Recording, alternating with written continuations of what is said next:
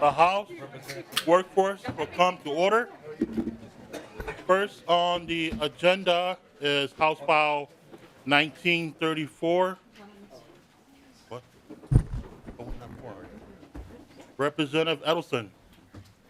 Thank you, Mr. Chair, and I'm going to be brief because there's several people here that have driven from all over Minnesota. House File 1934 is a robotics bill, and it really complements the work that Representative Lee is doing to make sure that we have computer science in our K through 12 settings. This robotics is really important in terms of high school, making sure that we have a workforce path. Innovations around healthcare, healthcare procedures. We have people from robotics going into those industries, as well as agriculture, making sure that we have self-guided tractors. As well as the manufacturing industry. And so with that, Mr. Chair, the bill before you appropriates $3 million, and it makes it into a competitive process if we adopt the A1 amendment. We don't have quorum. And Okay. so we're going to So I'll testify. hear the bill. We'll make motions when we Mr. Chair, can I go to my testifiers? Yep, please. Thank you. Proceed to the testifying table. Identify yourself for the record and proceed with your testimony. Mr. Chair, I'm going to have about 6 of them are just going to say where they're from and their name, just so that the committee understands the breadth, and then we'll have one student that will testify. All right, thank you. Are you testifying or are you just? Okay, yep, so just say where you're from. and your name. I'm Anna Stromberg, and I'm from Andover, Minnesota, from Legacy Christian Academy. Thank you. Okay, next. Hi, I'm Kayla Greenis. I'm from Becker, Minnesota, and I'm representing Team 4607. I am Gregory Headley from 4607 from Becker, Minnesota. I am George Rirat. I'm representing Team 1816, the Green Machine from Edina, Minnesota. My name's Ethan Murphy, and I'm on Team 2530 from Rochester, Minnesota. I am Nathan Nelson. I am from Rochester, Minnesota, representing Team 2530. Hi, I'm John Nielsen. I'm from Becker, Minnesota, and I'm representing Team 4607. Okay. Welcome and thank you for all being here today. We're looking forward to hearing more about what you're doing and how we can support you. So please proceed with your testimony. So like I said, I am John Nielsen. In front of you, this board shows all of the teams from Minnesota. There are currently 4 teams representing Minnesota right now. So I'm on Team 4607. When I started FRC or FIRST, I didn't really know what I was going to be expecting. I kind of thought, fun robotics, challenge, something to fill up my free time. But kind of instantly, I was taught respect, responsibility, and teamwork, and as well as first goals and values of gracious professionalism, as well as cooperation. As my journey progressed through FIRST, I really learned the importance of what FIRST does and how it changes people's lives. I'm the build lead on our team, as well as the lead pit crew member and a judge talker. So I talk with judges and all sorts of people, as well as make important decisions on my team for the hopes of winning the competition itself. All of these opportunities that I have been blessed with have led me to further increase my interest in the engineering field, as well as the STEM field. I don't think I'd be where I am right now without FIRST. I've always had a kind of interest in mechanical stuff, building stuff, but without FIRST, I really don't know where that would have been. And joining FIRST has kind of just changed my life. It's given me opportunities to work with engineers, designers, contractors from all over, from all walks of life, as well as be able to connect with sponsors, tour their facilities, see what they do through their everyday life, and kind of get real-world experience and kind of show me what it would be to work in that kind of a field. So through all of that and all the experiences that FIRST has given me, I have decided that I'd like to pursue higher education, and I'd like to become a mechanical engineer once I'm done with high school.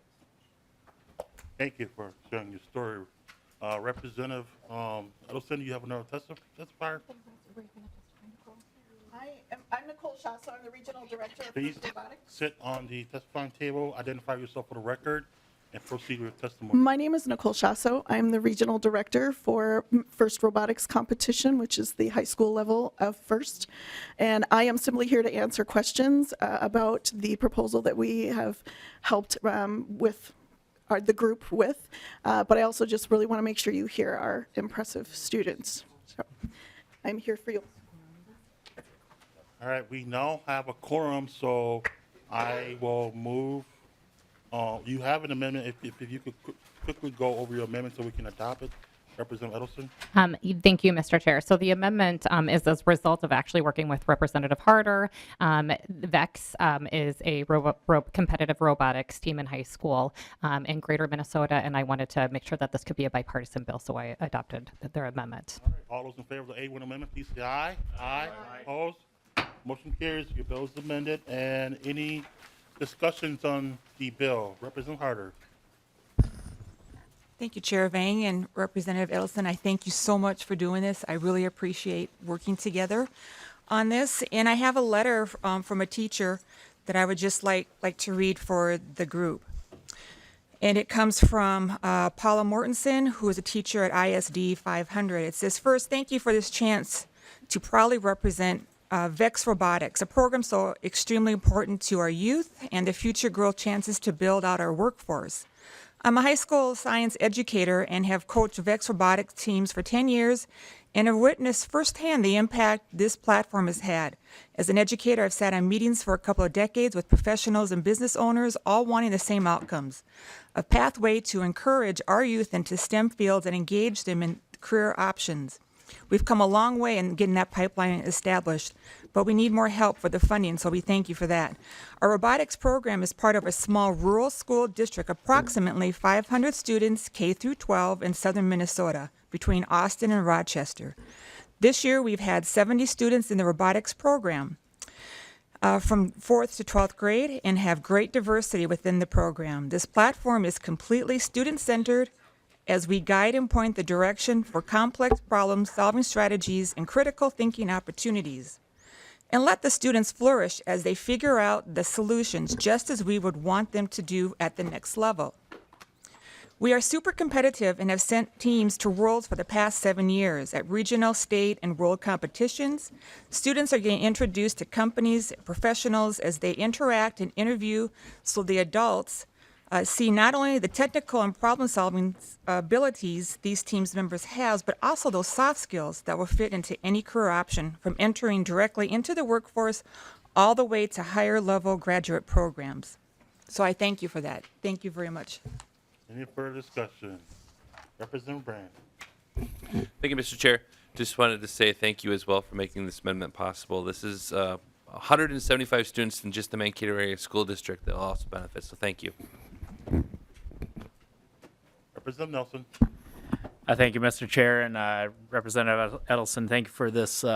It's a great program. There's a lot of schools are kind of getting into this, sometimes partnering up, and to see the collaboration there with that. And if I heard one of your testifiers correctly, he's Nathan Nelson also. So it's kind of a little bit unusual to have two Nathan Nelsons in the same room at the same time. But thank you for coming in today, and congratulations on the work that you've done through this program. Further discussion. Closing remarks, Representative Edelson. I just thank the committee for your hopefully support of including this in the omnibus bill. These competitive grants will really help we have a workforce shortage, and really being able to look at getting more people in the manufacturing and robotics and agriculture in this area is going to be really helpful. So thank you so much. I will renew my motion that House File 1934 as amended be laid over possible inclusion. Thank you, Representative Edelson. Next is House File 2356, Representative Hussein, Sanneh Foundation. Welcome to the committee, Representative Hussein. Is there an amendment?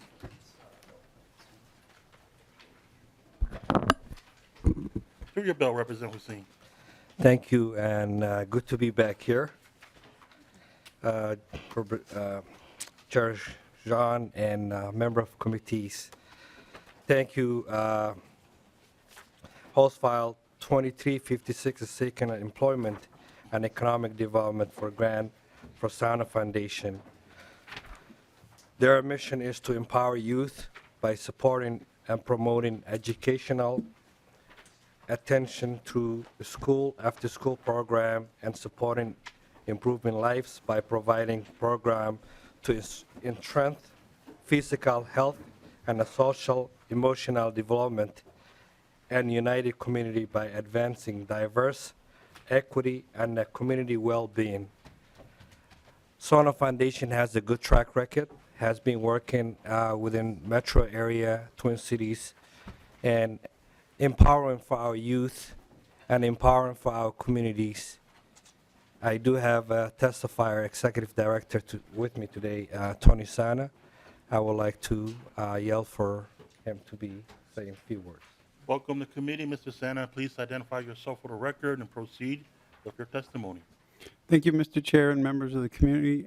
Thank you for having us. My name is Tony Sanneh, and CEO of the Sanneh Foundation, and I brought one of our young men with us for questions if anyone has one afterwards.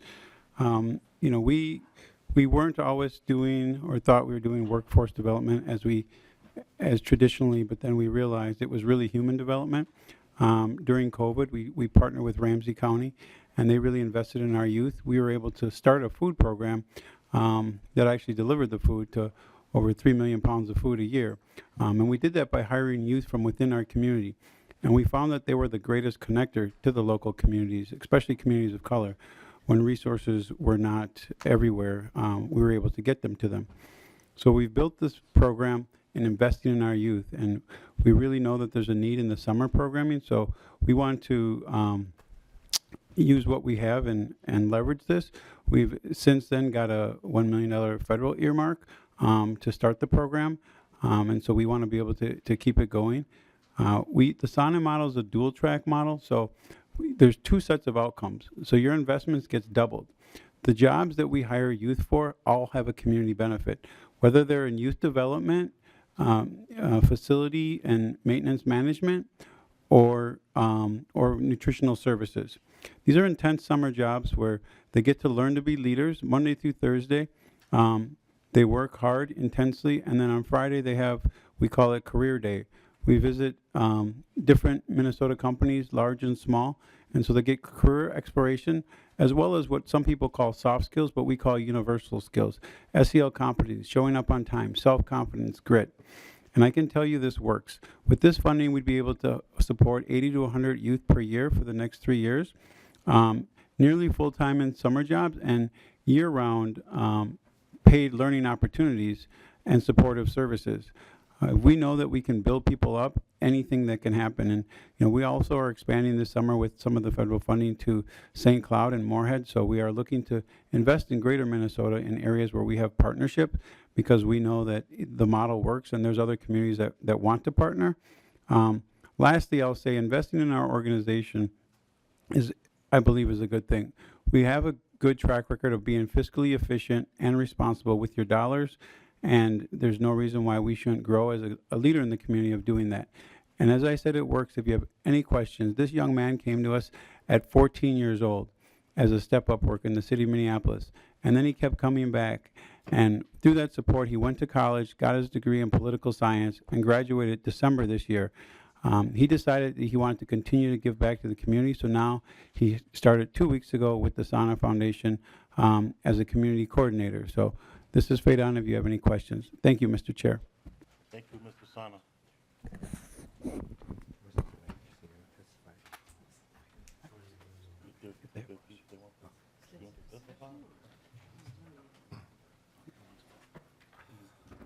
would your student like to testify, Mr.? If you want to say a few words. Yeah, it was late, but he would love to say a few words, or if there's any specific questions, he would be the subject matter expert. I'll allow.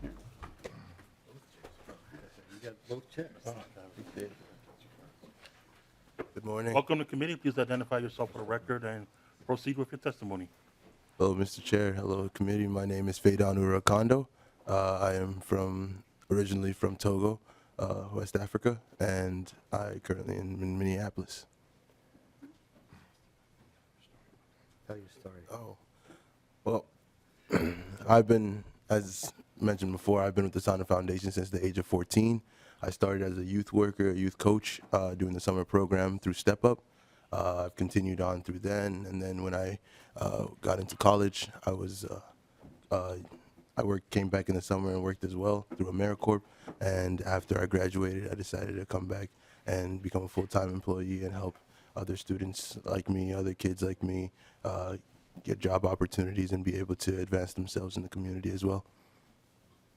Thank you for sharing your story. First member is Representative Weems. Thank you, Chair Zhang, Representative Hussein, as well as Mr. Feidan and Mr. Sanneh. My question is for Mr. Feidan. You said you started at 14. I mean, it's pretty impressive that your organization, this is kind of a combination sort of question or statement, is I am just curious about the returnees. How many of your students that you impact from year to year, if there's a cohort of 101 year, how many return in the subsequent year and continue that journey with your organization? And then how many become mentors like Mr. Feidan? So kind of a two-part question. I will answer that because Mr. Sanneh. he might know. Well, you can answer because now he knows some questions.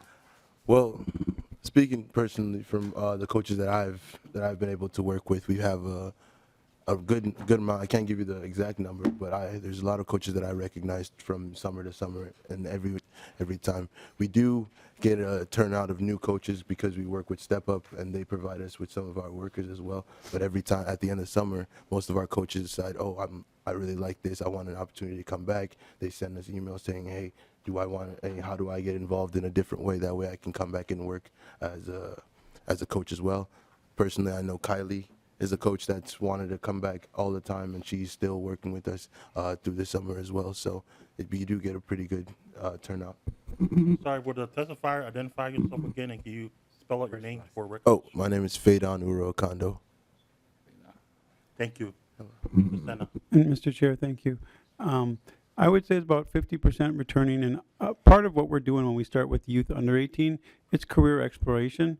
So some kids get assigned to us and really might not want to work outside, but we teach them youth development practices, and we visit each company every week. So at the end of the day, we're sort of shaping their passion to help them figure out what they want while putting dollars in their pockets, keeping them off the streets. But the life skills is the thing that's really different. We believe if we can teach you universal skills, eventually somebody will teach you the technical skills, but you need to be able to get to a job, be on time, and have EQ and social competencies to be able to survive in today's workplace. Representative Weems. Thank you, Chair Zhang. And just a follow-up, that's impressive, a 50% return rate. I think what that shows is that you're really instilling in the youth that you have a commitment to community. And I'm impressed that you're reaching out to communities outside the Twin Cities directly, so St. Cloud, and I think you said Moorhead, and that's good. I think the more we have that type of relationship that brings people back, and Feidan, your return to help mentor other young people, that's great. So thank you very much. Oh, sounds like you're going to act yourself as a co-author too, right? Representative Weems. Representative Hassan. Thank you, Mr. Chair. Thank you, Rep. Hussein, for that spell. Thank you, Mr. Sanneh. And I didn't catch your name, the young man. Feidan? Feidan. Feidan. Thank you for coming back to give back. I have said, I think I've said in this space, our young people need real models. They don't need role models. Role models are people that you see on TV. Real models are people that have real impact in your life, and that's what our young people need. And I am familiar with your work, Mr. Sanneh. I'm a big supporter of you. I'm a huge fan of you because of the work that you're doing and the impact that you're leaving behind and the footprints for these young people to have, successful careers, to have a positive outlook of life. Young people who are in the most vulnerable neighborhoods who don't see people that look like them that are becoming somebody, you coming back and trying to instill that hope and saying that there is opportunities out there. You can be whatever you want. This is programming like this is what we need to help our young people because it does take a village to raise one kid. So thank you. Representative Nelson, I see you raised your hand earlier, or no? Okay. Representative Brand. Thank you, Mr. Chair, and thank you, Mr. Sanneh and Representative Hussein for having this bill in our committee today. I think it's a really important bill. It looks like a lot of good has been done. Representative Chair Hassan talked a little bit about being role models, and I think that that's really important. And in with that also is this A word that we should use more often here at the legislature, accountability. And in the back page here, one of your program partners is 3M. And I would actually caution you with partnering with them in the future, knowing that they cause severe harm in a lot of communities across Minnesota with the dumping of PFAS and damaging the water quality of those communities. That, to me, does not look like a good role model to work with. Furthermore, evidence in the lawsuit in 2018 showed that they knew since the 1950s with lab rats that these PFAS are actually bioaccumulative in humans and rats and didn't actually disclose or stop making billions of dollars in the process. And so role models are really important. Accountability is really important. And I just wanted to make mention of that today. Thank you, Mr. Chair, and thank you.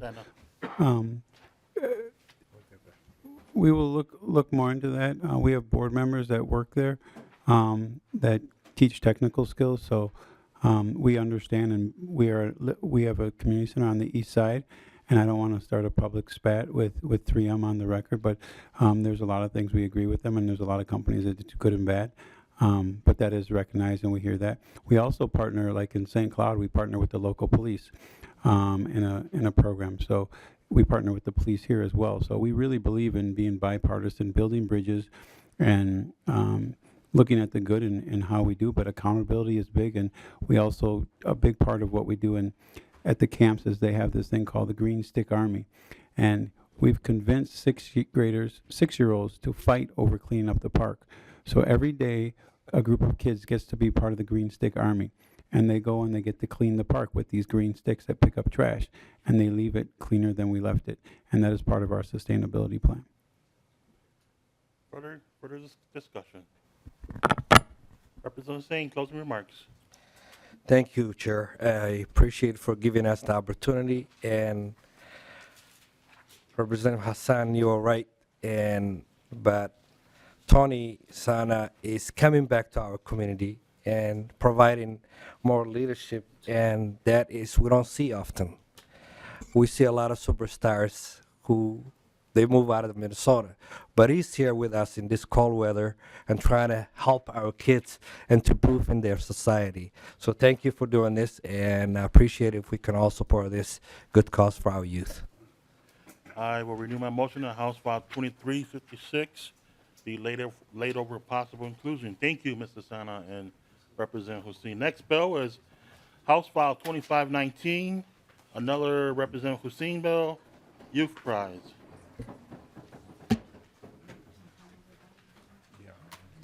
I will move that House File 2519 be laid over for possible inclusion.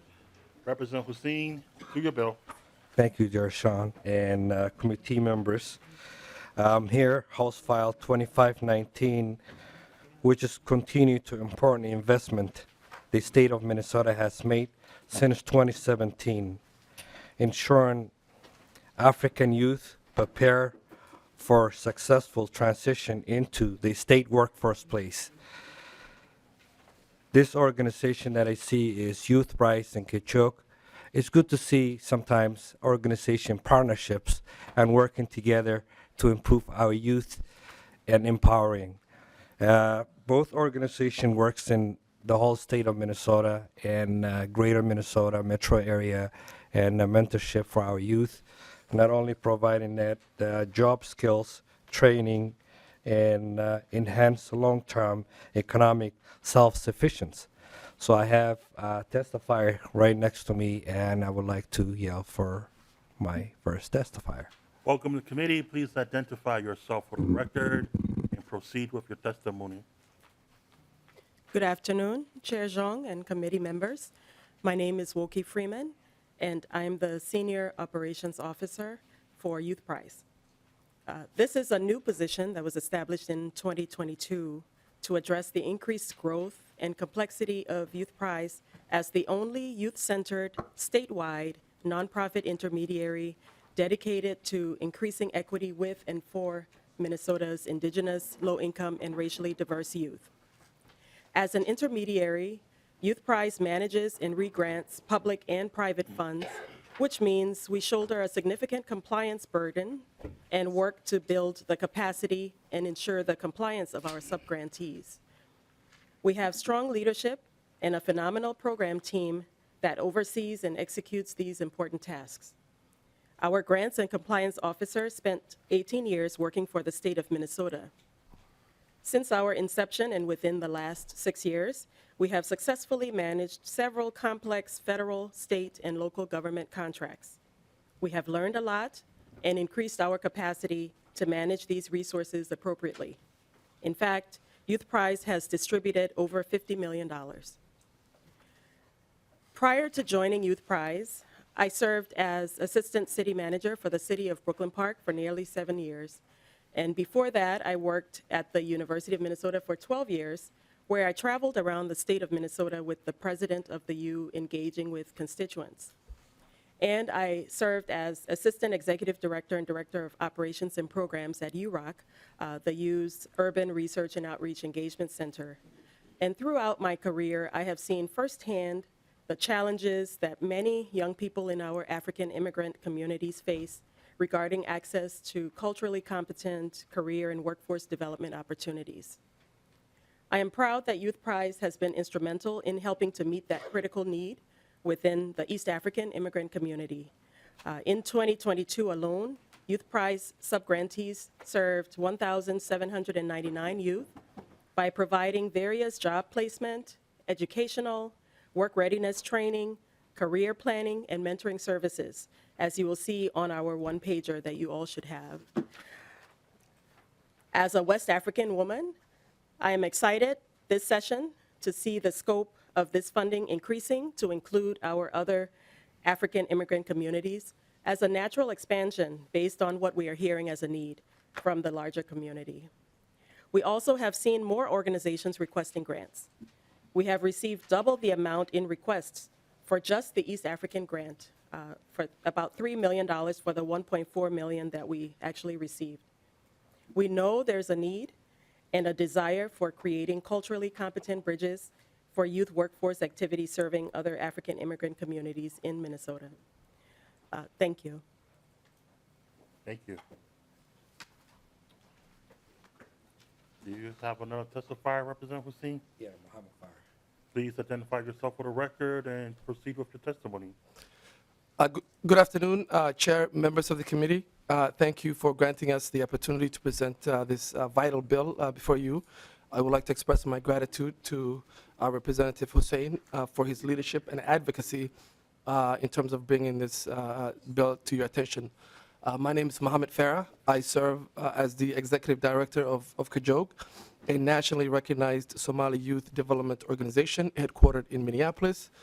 We are dedicated to enhancing the lives of Somali American youth by utilizing the elements of education, mentorship, employment, and the arts. Established in 2007, our mission is to provide community-based and culturally specific programs and services to youth and their families through education, the arts, and economic development. As a statewide organization that primarily works with the East African community across our state, we focus our efforts on the development of young people and their families in making them as economically sufficient as possible, providing an avenue of employment and setting career pathways is the center of what we do. and we love doing that. We believe we have the role to play in creating a more diverse workforce, starting with our youth. Our East African Youth at Work program creates a two-way opportunity. We help youth gain on-the-job experience, and we also help employers create a workplace that is more culturally aware. We combat workplace discrimination by building relationships with respected employers and giving them practical ways of creating a more welcoming, multicultural work environment. The East African Youth at Work program builds job skills for East African youth across our state and positioning them for employment success through internship placements, career exploration, soft skill development, and mentorship. All participants who have successfully completed our program received career assessment and exploration services, an individualized work plan, and paid internships or job placement. Over the years, over 700 youth have completed our program. So far, they have sought in various careers such as information technology, health sector, accounting, business, management, marketing, business administration, public service, and social work case management. Providing hands-on training is an essential part in the program. These trainings improve their productivity, build their capacity, and builds their knowledge and skills that are needed in various industries. Examples of these trainings include, but not limited to, certified nursing assistant or CNA, Java coding, web design, graphic design, digital marketing, data administration, and AWS training coding. With the support of this committee, Mr. Chair, we can continue to do some amazing work throughout our state.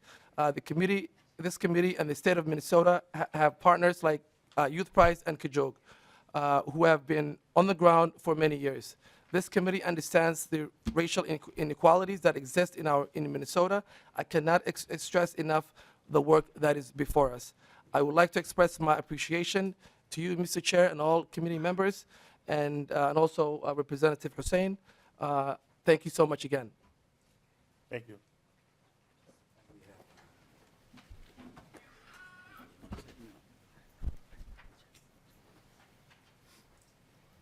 And Mr. Chair, if you allow me, I have another testifier, Executive Director, Dean.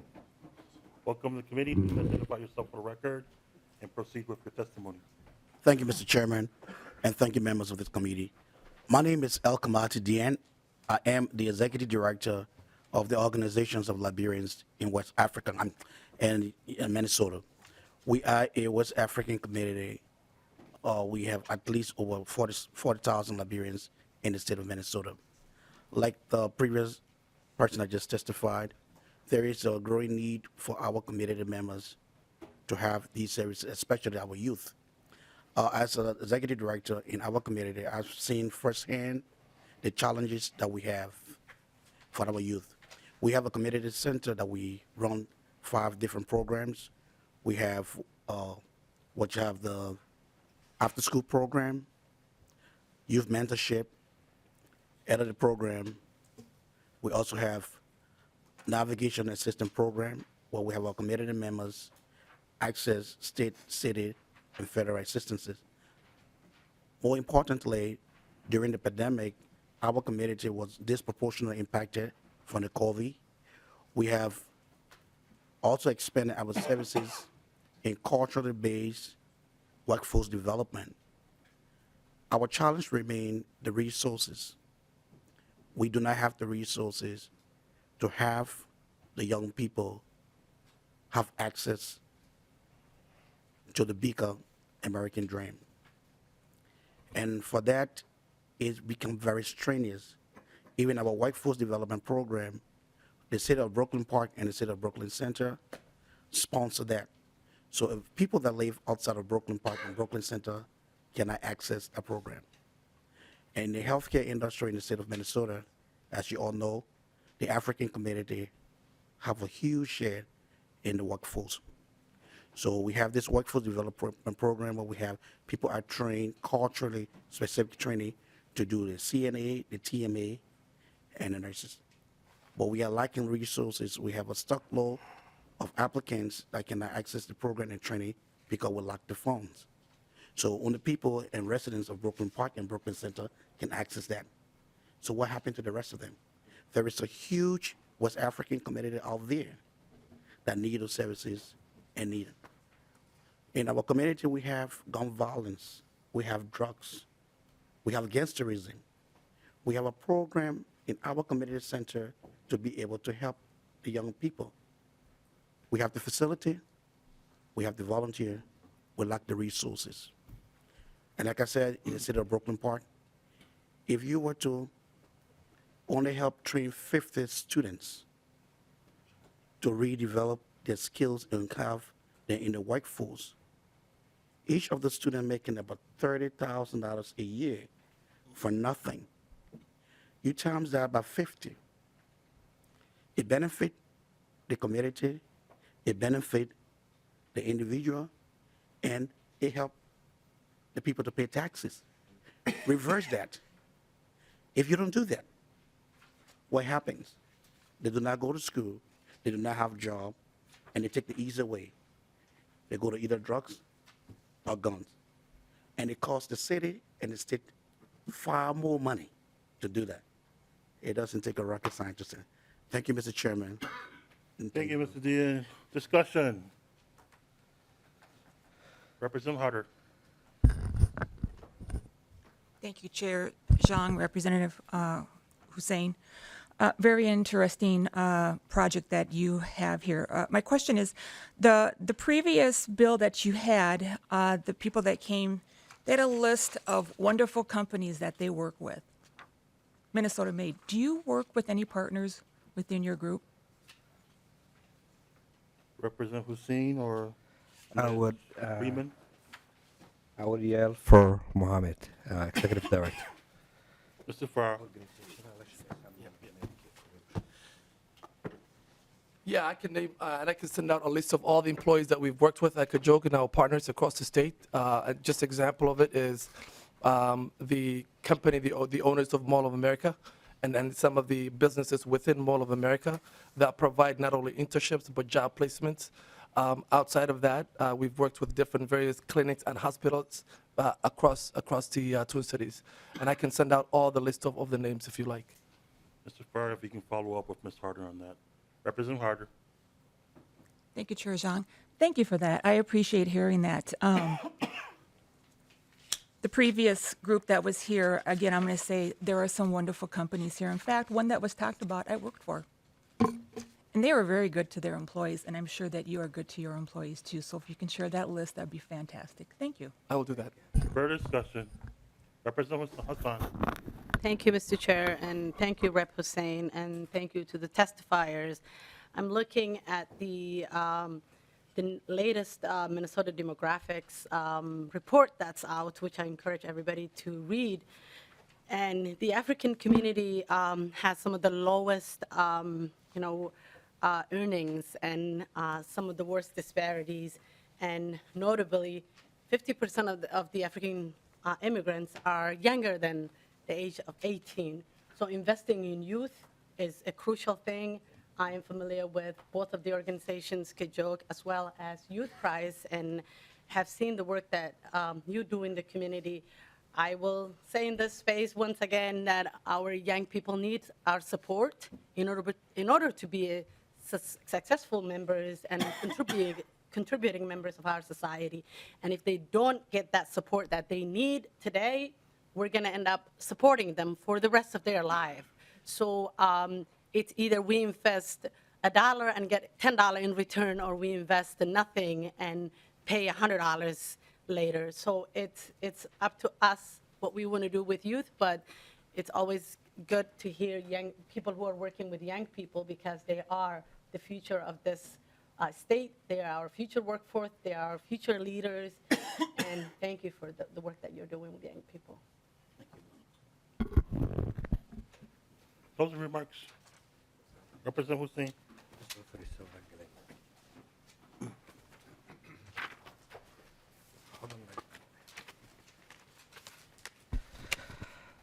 I think I have not much to say, but I'm here to empower youth, and it's time for us to invest in our youth. And as a growing up in this country, I went through a lot of difficult challenges. I did not have mentorships.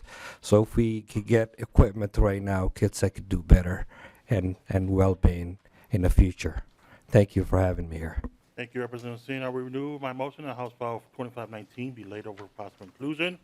Thank you, folks, for being here. Next is House File 459, Representative Wolgamott. Thank you.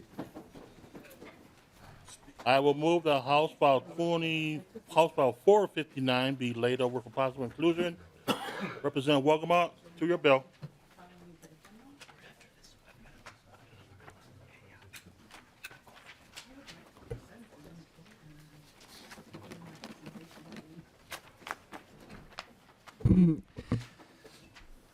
Well, thank you very much, Chair Zhang and members of the committee. It's great to be back before you this afternoon. And I'm very excited to present to you today House File 459, which is a bill to appropriate $9 million in additional state support to be added to the base funding for Centers for Independent Living. Mr. Chair and members, the 8 Minnesota Centers for Independent Living provide types of services and supports that make it possible for Minnesotans with a disability to live an independent life. CIL services are consumer-controlled, community-based, cross-disability, and non-residential, and are designed and operated within local communities. They serve people of all ages and all types of disabilities. And they're not just any nonprofit, Mr. Chair, they're actually created through statute. So we, as a legislature, have a unique obligation to give them adequate funding. But unfortunately, Mr. Chair, it has been over 30 years since CILs received any kind of substantial funding increase. Now is the time to invest in these critical services for Minnesotans with disabilities. Not only is it the right thing to do morally, but Mr. Chair, it also makes sense fiscally. By keeping people out of high-cost institutions and giving them the skills and the support that they need to be able to live independently and stay in their homes. We have an estimate that CILs represent a savings in state Medicaid dollars of just under $70 million. So this is a great investment. Just looking at the numbers, it's a great investment in our Minnesotans with disabilities, and I urge your full support. And with that, Mr. Chair, I would like to turn it over to my testifier. Welcome to the committee. Please identify yourself for the record and proceed with your testimony. Thank you, Chair Zhang and members. I am Kara Ruff. I'm the Executive Director of Independent Lifestyles, one of the Centers for Independent Living located in Sauk Rapids, Minnesota, serving central Minnesota. I'm also the legislative liaison for Minnesota Association of Centers for Independent Living, which is comprised of the 8 centers that are charged with serving the state of Minnesota. We are here today to ask for your urgent and timely assistance with House File 459, seeking $9 million to be added to our base funding for the 8 organizations in Minnesota. Centers for Independent Living are statutory nonprofit organizations, and by providing the $9 million, you are helping to fulfill the statutory work that we're required to do by state law in being able to serve more people than our capacity currently allows. People with disabilities don't know discrimination. I should say it doesn't discriminate.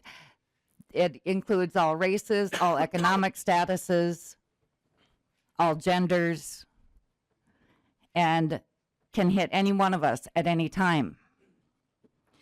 But the issue of disability has not been taken very seriously. It's been put on the back burner in our society, except, of course, for the approximately 15 to 20% of people in a population who have one or more disabilities. As I share our information, I respectfully ask you to consider these scenarios because there's scenarios that we deal with every day, and it will give you a better understanding of why Centers for Independent Living are so crucial. God forbid you leave here today and have a car accident and learn you'll never walk again. You'll need to relearn all activities of daily living. You cannot go home until your home is made accessible. You have no idea how to access benefits or resources, and you fall into a deep depression, unable to cope with your new disability. You're unable to work, your marriage falls apart, and you've lost your will. Or consider this, your child is born with developmental disabilities and must someday learn to live on their own, or they'll become institutionalized. Perhaps your brother served proudly in the military only to come back with PTSD and such extreme anxiety that he is unable to function daily. He becomes homeless and needs help with all of his daily living tasks. Your cousin obtained a traumatic brain injury removing ice from his roof. In order to live on his own, he needs to learn how to cook, clean, pay bills, and communicate effectively, utilize transportation, and needs home modifications in order to be able to remain in his home. Your neighbor develops a mental illness and becomes homeless and loses her ability to carry out daily living skills effectively. She needs help with daily living skills, paying bills, finding housing, utilizing transportation, accessing benefits, establishing supports, and has no one to help her. God forbid, if any of these situations or any similar situations should befall you or your family, I guarantee you, you would thank your lucky stars to have a fully functioning and funded Center for Independent Living in your region. Those are just a few of the scenarios that we work with each and every day. Centers for Independent Living are a one-stop shop. We provide independent living skills training, accessibility services, peer mentoring, information and referral, advocacy, socialization and supports, and much, much more in accordance with our respective regions. We are community-based, consumer-controlled, so 51% of our staff and board must be people with disabilities so that we're governed by those that we serve. And we're nonprofits that serve every type of disability from birth to death. So physical, cognitive, mental, emotional, chemical, sensory, all disabilities are being able to be served by Centers for Independent Living. And we provide the wide array of services that are customized to each individual's needs to help them achieve the greatest level of independence possible. There is no other service model like this, Mr. Chair. For the past 3 decades, 8 Centers for Independent Living have been asked to provide services to people of all disabilities in the entire state of Minnesota with between $1 and $3 million. We have been given a 5th mandated service to provide also without additional funding. Again, not just one type of disability, but all, and from mild to severe, from birth to death in every county in Minnesota. An independent study we conducted 6 years ago showed that Centers for Independent Living need at least $18.2 million to adequately accomplish this. We are currently at $3 million. We know that you have many issues before you, and we know that you have to make tough decisions. But we ask you that to give this the justice and consideration that's desperately needed. Historically, we have further segregated and marginalized people with disabilities with sub-minimum wage employment, group homes, institutions, and other indignities against their will. But what is really baffling is that all of those options cost significantly more than the services that we provide at a fraction of the cost and actually empower people to live with dignity, respect, and choice. It does not make sense to keep putting the cart before the horse. Unlike any other service model, we provide services and supports in all areas of life that are consumer controlled. We bring services to the most remote areas of the state to the most populated. Even during the pandemic, Centers for Independent Living stayed on the front lines, ensuring people with disabilities were not abandoned and were provided with the supports and services that are critical. Just in the past year alone, we served thousands of individuals and relocated 697 out of institutions or nursing homes. In addition to that, we prevented the necessity for that for another 1,303 individuals. Without even counting those, we saved the state approximately $68 million in Medicaid dollars for an investment of $3 million. There are still thousands of individuals across the state desperately waiting for these services. This is urgent. This isn't a want. This is a desperate need. There are thousands of Minnesotans who can live independently with community-based supports from us, and we can restore dignity and choice and save millions and millions of dollars for the state of Minnesota.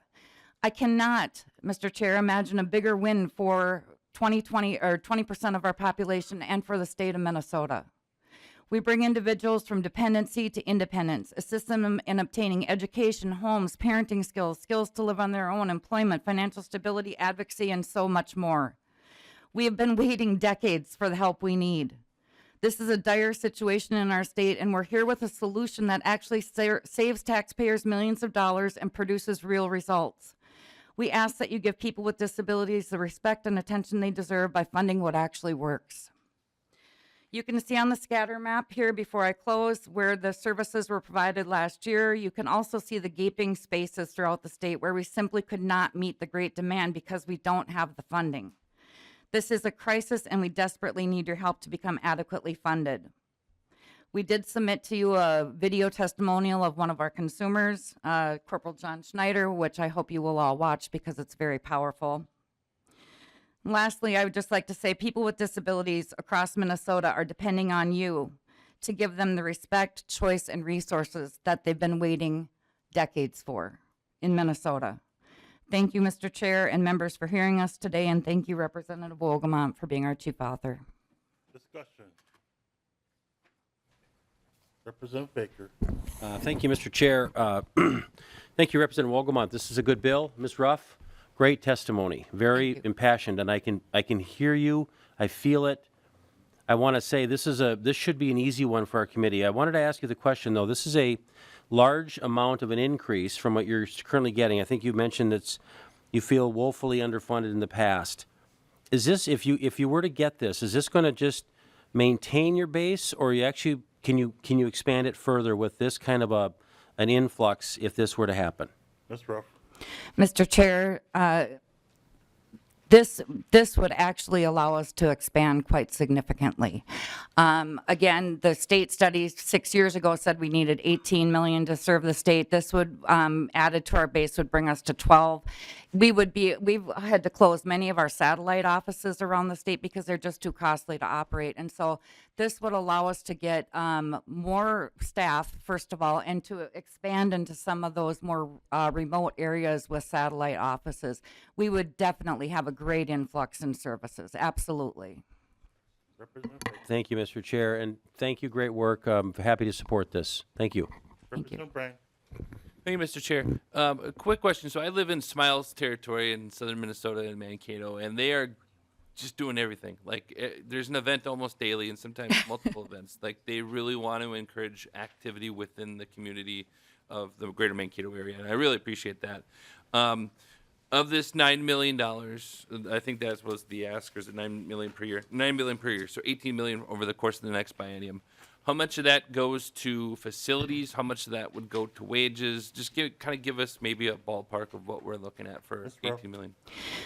Mr. Chair, Representative, that's a hard question to answer because it will be divided among the 8 centers for independent living in Minnesota, and then it's up to each organization how they spend that money, but it is mandated to be spent on our core services, which are independent living skills, peer mentoring, accessibility, information and referral, and advocacy, and then nursing home relocation or relocation services. Representative Bryan. Thank you very much. I just I wish you luck, and I know that, like you said, you do a lot for all folks across the state. I only see it in my particular part of the world, but you know, I think from the standpoint, we always have these challenges, right, with workforce. That's why we're talking about workforce in this committee. But you know, the challenge is it's been tough to make sure we get the correct amount of wages for the jobs that these heroes really do. So that's, I appreciate you being here today. Thank you. Discussion. Representative Harder. Thank you, Chair Zhang. Representative Wolgamott, thank you for that testimony. That was beautiful. You probably don't know, I have several years of working with individuals who have disabilities. Very challenging and can be very rewarding. And I worked with a gal once. She worked at a facility with people with disabilities. She was the worker helping them. And she had an accident, changed her life. Mm-hmm. And now she was receiving the services. Mm-hmm. And it was so interesting to hear from her life before when she was providing the services, now life after, and what that funding doesn't cover. Yes. State requires it. You have to provide it, but then the funding doesn't come, and that seems to be an age-old question. It would be nice to work that out. And so if there is anything out there to help make life easier in terms of can we roll back some statutes that help people with disabilities, I'd be more than happy to work with you on that. Thank you. Thank you. Closing statement, Representative Wolgamott. Well, thank you very much, Mr. Chair and members of the committee, for the opportunity to present House File 459. I just really want to thank Ms. Ruff and her team and the incredible work that they do for Minnesotans with disabilities all throughout our state. Mr. Chair, this is such a good investment in dollars. It's the right thing to do. It's the fiscally responsible thing to do. I urge your full consideration for House File 459 as you consider your finance omnibus bill. Thank you, Mr. Chair, and thank you, members. Thank you, Ms. Ruff. Thank you, Representative Wolgamott. I will renew my motion that House File 459 be laid over for possible inclusion. Next is House File 2109, Representative Wolgamott. I will move that House File 2109 be laid over for possible inclusion. Do you have any amendments? No, you don't. That's good. To your bill, Representative Wolgamott. Well, thank you very much, Mr. Chair and members of the committee, for the opportunity to present House File 2109, which is a bill to appropriate $1 million in fiscal year 24 and $1 million in fiscal year 2025 for a grant to the Redemption Project to provide employment services to adults leaving incarceration, including recruiting, educating, training, and retaining employment mentors and partners. Mr. Chair and members, I am so proud to bring this bill forward today for continued support of the Redemption Project. Last session, our legislature appropriated funds that went to the Redemption Project for them to bring the programming that they've been using successfully in the federal prison system into our state system. And we have seen great success with this. They've done a lot to reduce recidivism through meaningful employment, and their programming has been growing into more state prisons. And with this necessary additional funding, they'll be able to serve more incarcerated individuals across Minnesota and make all of our communities safer by reducing recidivism rates. So that's what the bill does. That's why I'm bringing it forward. And with that, Mr. Chair, I have some testifiers who can shed further light on the importance of funding the appropriation that's laid out here in House File 2109. Welcome to the committee. Please identify yourself for the record and proceed with your testimony. Thank you, Mr. Chair and members. My name is Dwight Tostenson. I'm the CEO and co-founder of the Redemption Project.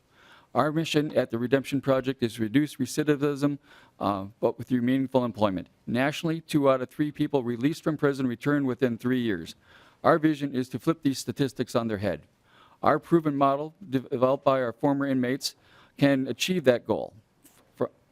From our work in the federal prison system, we have 48 individuals who have been released from prison. Of those, only 3 returned to prison, 2 of which were on technical violations, and now we have initiated our program into the state system. Our 3-stage program works to educate through a rigorous 14-week academic class, advocate for the inmates to be matched with employment mentors and partners to hire them upon release, and thirdly, to support them as they transition from prison into society, which we know can be very difficult. In these transitions, we continue to assist them, working with their employment mentor and life mentors, while we also help connect them to resources to assist with other barriers like transportation, housing, and addiction. We also work with employers to educate them on the benefits of second chance hiring and the best practices model. The funding in this legislation would support the 2nd and 3rd stages of our program, working with employers, job placement, and support of our program participants. There is not only an educational need for the inmates we have found, but there are also educational needs for the employers around second chance hiring and the best practices and models that employers should be using for successful second chance hiring. We are currently conducting our program with inmates in the facilities in Stillwater, Lino Lakes, and Rush City. There are about 50 men enrolled, and we have a sizable waiting list. 57% of our participants are people of color. 40% of our participants have children that are minors. Our program costs about roughly $5,000 per participant, and the average yearly cost to incarcerate someone in Minnesota is over $55,000. The result of our program leads to better lives for our participants, safer communities, economic savings, and assists in addressing our workforce shortage. We are happy to see DOC and DEED working hand in hand on these issues, and we appreciate the guidance and support we've received from both of them. Thank you for your time today. We would greatly appreciate your support of our mission by supporting this bill. I have another testifier, Tom Pippett. Welcome to the committee. Please identify yourself for the record and proceed with your testimony. Thank you, Mr. Chair and the committee. My name is Tom Pippett, and I have a very short story about my journey in the last 12 years. In 2011, I was given a 10-year sentence and incarcerated at the Federal Medical Center in Rochester, Minnesota. When I first went into prison, I thought my life was over. I really gave up hope for any kind of future after that. It took me time to start putting my life back together. And one of the programs that helped me a great deal was the Redemption Projects program. Within their program, not only did they teach us the four cardinal virtues of wisdom, courage, self-control, and justice, but for me, they also taught me to start believing in myself. And it gave me the confidence to kind of move forward in what I call my road to recovery. Another area where TRP or the Redemption Project helped me was on the employment side, employment. When I first got out of Rochester and was staying at the halfway house on Lake Street in Minneapolis, I set up a number of job interviews. I have a good resume. I had a good educational background. I was told I had good communication skills. And each company was pleased with my wanting to join their organization until I came to the point where I broached my felony. I always wanted to be upfront about where I was and what I was doing to better myself since that time. But you could see the light kind of go out in their eyes a little bit. They thanked me so much for coming in for the interview, told me I had a great resume, and said they would get back to me one way or the other about the job. In each case, I never heard back one way or the other. But shortly after that, Dwight Tostenson and Tim Owens, the founders of the Redemption Project, reached out to me and met with me. And they had an opening and they offered me a job. And once I got that job, I knew that I was on this road to recovery because now I could put a roof over my head, I could feed myself, I had transportation, right? And last but not least, I could pay my taxes. I was no longer a burden on the state. I was paying my part to go forward. And that was so important to me. And I thank you so much for listening to my testimony. Thank you.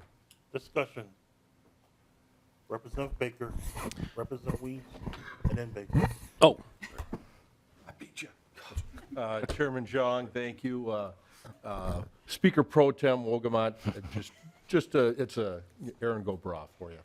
Mr. Torstenson and Mr. Tibbet, I'm impressed. First of all, with you, Mr. Tibbet, your pathway through all the struggles that you had, whatever brought you to the point that you spent in prison, to me it appears you don't hold anybody else at harm. You've accepted what has occurred to you, and you're moving out through that. You talked about wisdom, you talked about courage. And I can't think of a better name for a program than Redemption. And Mr. Torstenson, you talked about some of what I think are just the key points of a world-class program. I just did the quick math on the recidivism rate, and it looks like it's only 6%. Every other program, or and I deal a lot with veterans through veterans courts and stuff, it's a much higher rate. So what you're doing, you've done something very well. Doing the math again, it looks like you have the capacity with this funding to assist about 200 folks that are coming out of prison. So my question is my math right? And two, is this available across Minnesota, or is this mainly just a Twin Cities type program? Thank you for the question, Mr. Chair. Go ahead. The answer to that is we are currently in those 3 prisons. We're hoping to expand into the other prisons in Minnesota as the Department of Corrections has capacity and ability for us to move into those. So yeah, we would, our vision is to work with all prisons in Minnesota. Representative Weeds. Chairman Zhang, thank you very much. I wish you the best. I think this is a great program, and thank you for coming and testifying today, Mr. Tibbet. Lead Baker. Thank you, Mr. Chair. Mr. Tostenson, again, really like seeing the information on the website. You've got an impressive board of directors. Again, looking at the collaboration, the mix of it. How often does the board actually meet with your project? Mr. Tostenson. Thank you, Mr. Chair. Our board meets quarterly. And are very engaged in strategic planning and helping to give direction to the direction of our organization. Lead Baker. Mr. Chair, thank you for that. Some boards meet once a year, and sometimes they don't. And sometimes I want to ask that question. And the other thing I want to ask about is folks that are getting out of incarceration. I work closely with in the substance use area. How quickly do you reach out to these I assume men and women coming out of incarceration, or is it mostly men? But and how much do you deal with them getting the right support to continue that journey with either living in sobriety, if that was an issue before? Does that play into a lot of what you do? Mr. Toxtenson. Thank you, Mr. Chair. Yes, we work with, and we actually communicate. One of the unique aspects of our program is that we transition with the individuals. We start on the inside, develop a relationship with them, and then transition with them outside. So that is almost like it's done as they transition out. So as they demonstrate a need, we do our best to connect them to other organizations. We are focused primarily on looking at connecting them to a job. That's our mission, and we're very focused on that. There are great organizations that do other things like transportation and healthcare and housing and addiction and those kind of things, and we connect them to those organizations. Thank you. That's it, Mr. Chair. Thank you. Further discussion? Seeing none. Closing statements, Representative Wolgamott. Well, thank you again, Mr. Chair and members of the committee for the opportunity to present House File 2109. Let's take this opportunity to invest in redemption. Let's take this opportunity to make our communities safer by reducing recidivism rates. Let's include this appropriation in House File 2109 in your Finance Omnibus Bill. Thank you so much, Mr. Chair. Thank you to my testifiers, and I appreciate your consideration and time today. Thank you to the testifiers and to you, Mr. Speaker Pro Tempore. I will renew my motion that House File 2109 be laid over for possible inclusion. Next is House File 1107, Representative Kotyza-Witthuhn. So good to see you. Thank you for sharing the story. I will move that House File 1107 be laid over for possible inclusion. Thank you. Do we have an amendment? No, we don't. Through your bill, Representative Kotyza-Witthuhn. Thank you, Mr. Chair and members. House File 1107 is a fiscal appropriation of $1.4 million annually for the SciTech internship program run by the Minnesota Technology Association, or MinTech. This is a bipartisan proposal in both bodies. Last summer, along with Senator Pratt, I was lucky to visit Miromatrix Medical, an Eden Prairie company whose mission is to eliminate the organ transplant waitlist by growing bioengineered organs. And I got to meet a number of the interns that were participating in this program, and they had only good things to say. I wish we had more time today to feature some of their stories specifically, but we know that you guys have a lot of work ahead of you, so I'll try to keep this short. I am proud to say that a number of other companies in Eden Prairie have participated in the SciTech program over the years, like Third Wave Systems, which provides physics-based CAE software and services used by aerospace, automotive, and cutting tool companies. Nuelis, a medical device company that makes the Aquadex SmartFlow system for ultrafiltration therapies, and Ion Concert Media, a software development company with products for the live entertainment industry. The SciTech internship program connects college students studying science, technology, engineering, and mathematics with paid internships at small and medium-sized businesses across Minnesota. Even though I am talking up a number of Eden Prairie businesses today, this is not just an Eden Prairie program, and almost 1/3 of the internships over the last 10 years have taken place in Greater Minnesota, and 79% of those interns stayed in Minnesota after graduation. This program is open to employers with fewer than 250 employees worldwide, Minnesota students in the STEM fields who are halfway through their 2-year, 4-year, or graduate degree programs, and out-of-state residents attending school here in Minnesota. Data has shown that Minnesota loses more college-age residents to other states than seniors retiring out of state. The goal of this program is twofold: to attract and retain talented students to remain in Minnesota's STEM workforce after graduation, and to support small and medium-sized businesses to find the best and brightest employees. Like the variety of co-authors shows, strengthening our workforce and our economy is a bipartisan goal. And again, knowing that the committee has a lot of work to do today, I would like to now introduce Jeff Tollefson, the president and CEO of MinTech and one of my constituents from Eden Prairie, to provide a brief overview of the program, and we will then stand for questions. Thank you, Mr. Chair. Welcome to the committee. Please identify yourself for record and proceed. Yeah, thank you, Mr. Chairman and members of the committee. My name is Jeff Tollefson, and I serve as president of the Minnesota Technology Association. And on behalf of all Minnesota companies that rely on access to skilled STEM talent, really thank you for your consideration of this important legislation today. The success and viability of any state economy is a function of the strength of its workforce. And the need in Minnesota for those that can solve complex problems, drive innovation, has never been greater. And Minnesota's companies, whether in healthcare, agriculture, manufacturing, financial services, or information technology, they have huge demands for STEM talent. But sadly, we're falling short in our ability to educate and connect college students that are pursuing STEM careers with meaningful opportunities.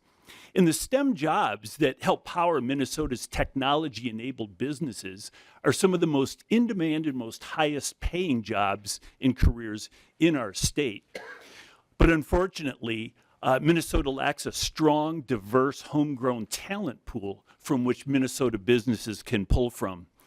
This skills and workforce gap results in loss of opportunity for Minnesota residents, loss of tax revenues for the state, and loss of productivity for Minnesota businesses.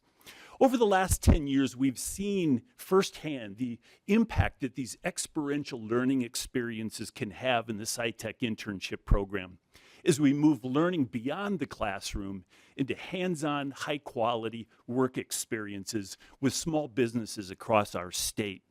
It's a true win-win for students and employers alike, as students get a life-changing opportunity to explore a career in the STEM field, while small employers that can't afford internship programs like larger corporations can benefit equally.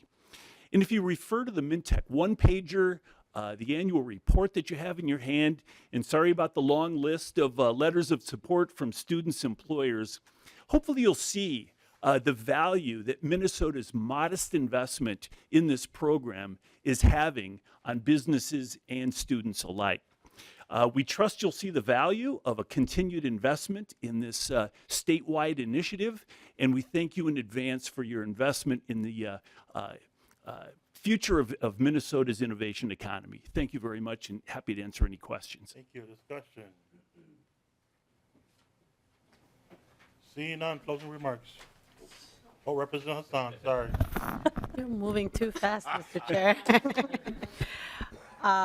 Thank you, Rep. Kotyza-Witthuhn, for this bill.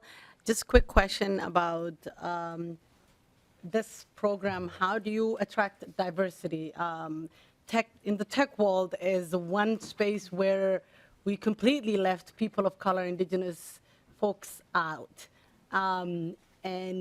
And we decided, instead of investing in our own and training, our people of color here, we decided, no, we're going to bring, foreigners from other countries to do the work.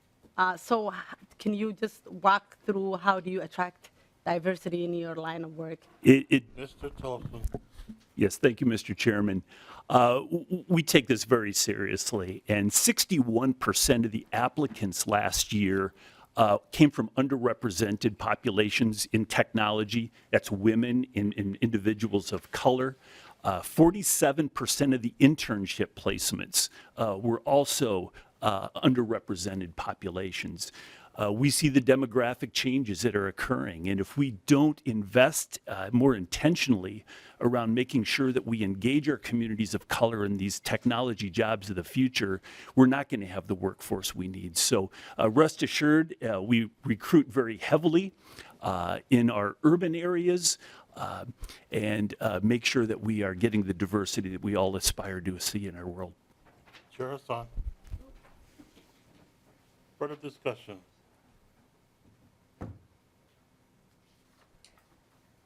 Okay, closing statement.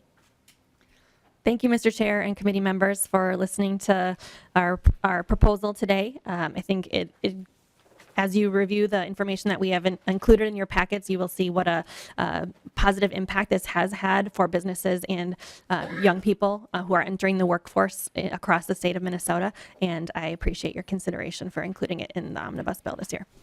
Okay, I will repeat my motion that House File 1107 be laid over for possible inclusion. Next is House File.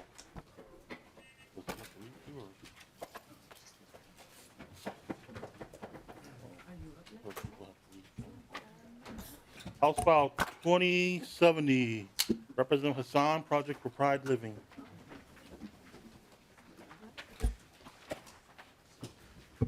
And I think there's an amendment. No?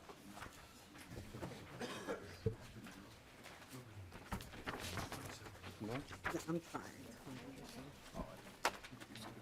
I have two bills, so I'm trying to make. There is not an amendment. Chair Hassan will move that House File 27 be laid over for possible inclusion. Chair Hassan, to your bill. Did you say there was an amendment, Mr. Chair? No, there was. Okay, I was like, wait a minute, I didn't know that. Thank you, Mr. Chair and members. I know we're crunch on time, so I'll be as fast as possible. Thank you for the opportunity to hear House File 2070, which is an ask for PPL's workforce training program. I feel closely connected to PPL. Not only is it in my district, but I also used to work for them once in a long time ago. It's located in the heart of my district on the Franklin Cultural Corridor. PPL is a 150-year-old organization that serves people who are in the most need of housing and employment. PPL received direct appropriations for the first time this current biennium and has been able to have a significant impact. They have used the resources to expand their career pathways, increase new enrollment in career readiness program, and launch new programs that would have been able to receive funding through existing LEAD grant program. PPL is focused on the future of work and health and wealth, and is in partnering with employers to create career ladders for families sustaining wages. 85% of the PPL graduates have a 12-month retention rate with their new employer. In a benefit cost analysis conducted by Constellation Fund, every dollar invested in PPL's career pathways results in $9 of personal economic value, as well as decreased costs to public services in the future. With that, Mr. Chair, I have testifiers here with me, and will be as brief as possible. Thank you. Welcome to the committee. Please identify yourself for the record and proceed with your testimony. Good afternoon, Chairman Zhang and members of the committee. Thank you for the opportunity to speak. Thank you for the opportunity to speak with you guys today.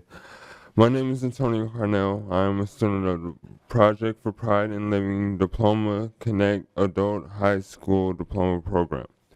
While my path to this diploma has been a long one, I know my experience is not unique. I am here to tell you about the circumstances that led me to the program with the hope that others in my situation will be able to benefit as I have. As a freshman at South High School in Minneapolis, I was juggling academics with the demands of outside affiliations I have become involved with. Unfortunately, the outside demands won out, and I found myself disengaged from school and failing my classes. I dropped out of South with only 3 completed credits. Later, I enrolled into YWCA High School's Alternative Learning Center, where I attended school sporadically until I turned 21, and then aged out of K through 12 schools.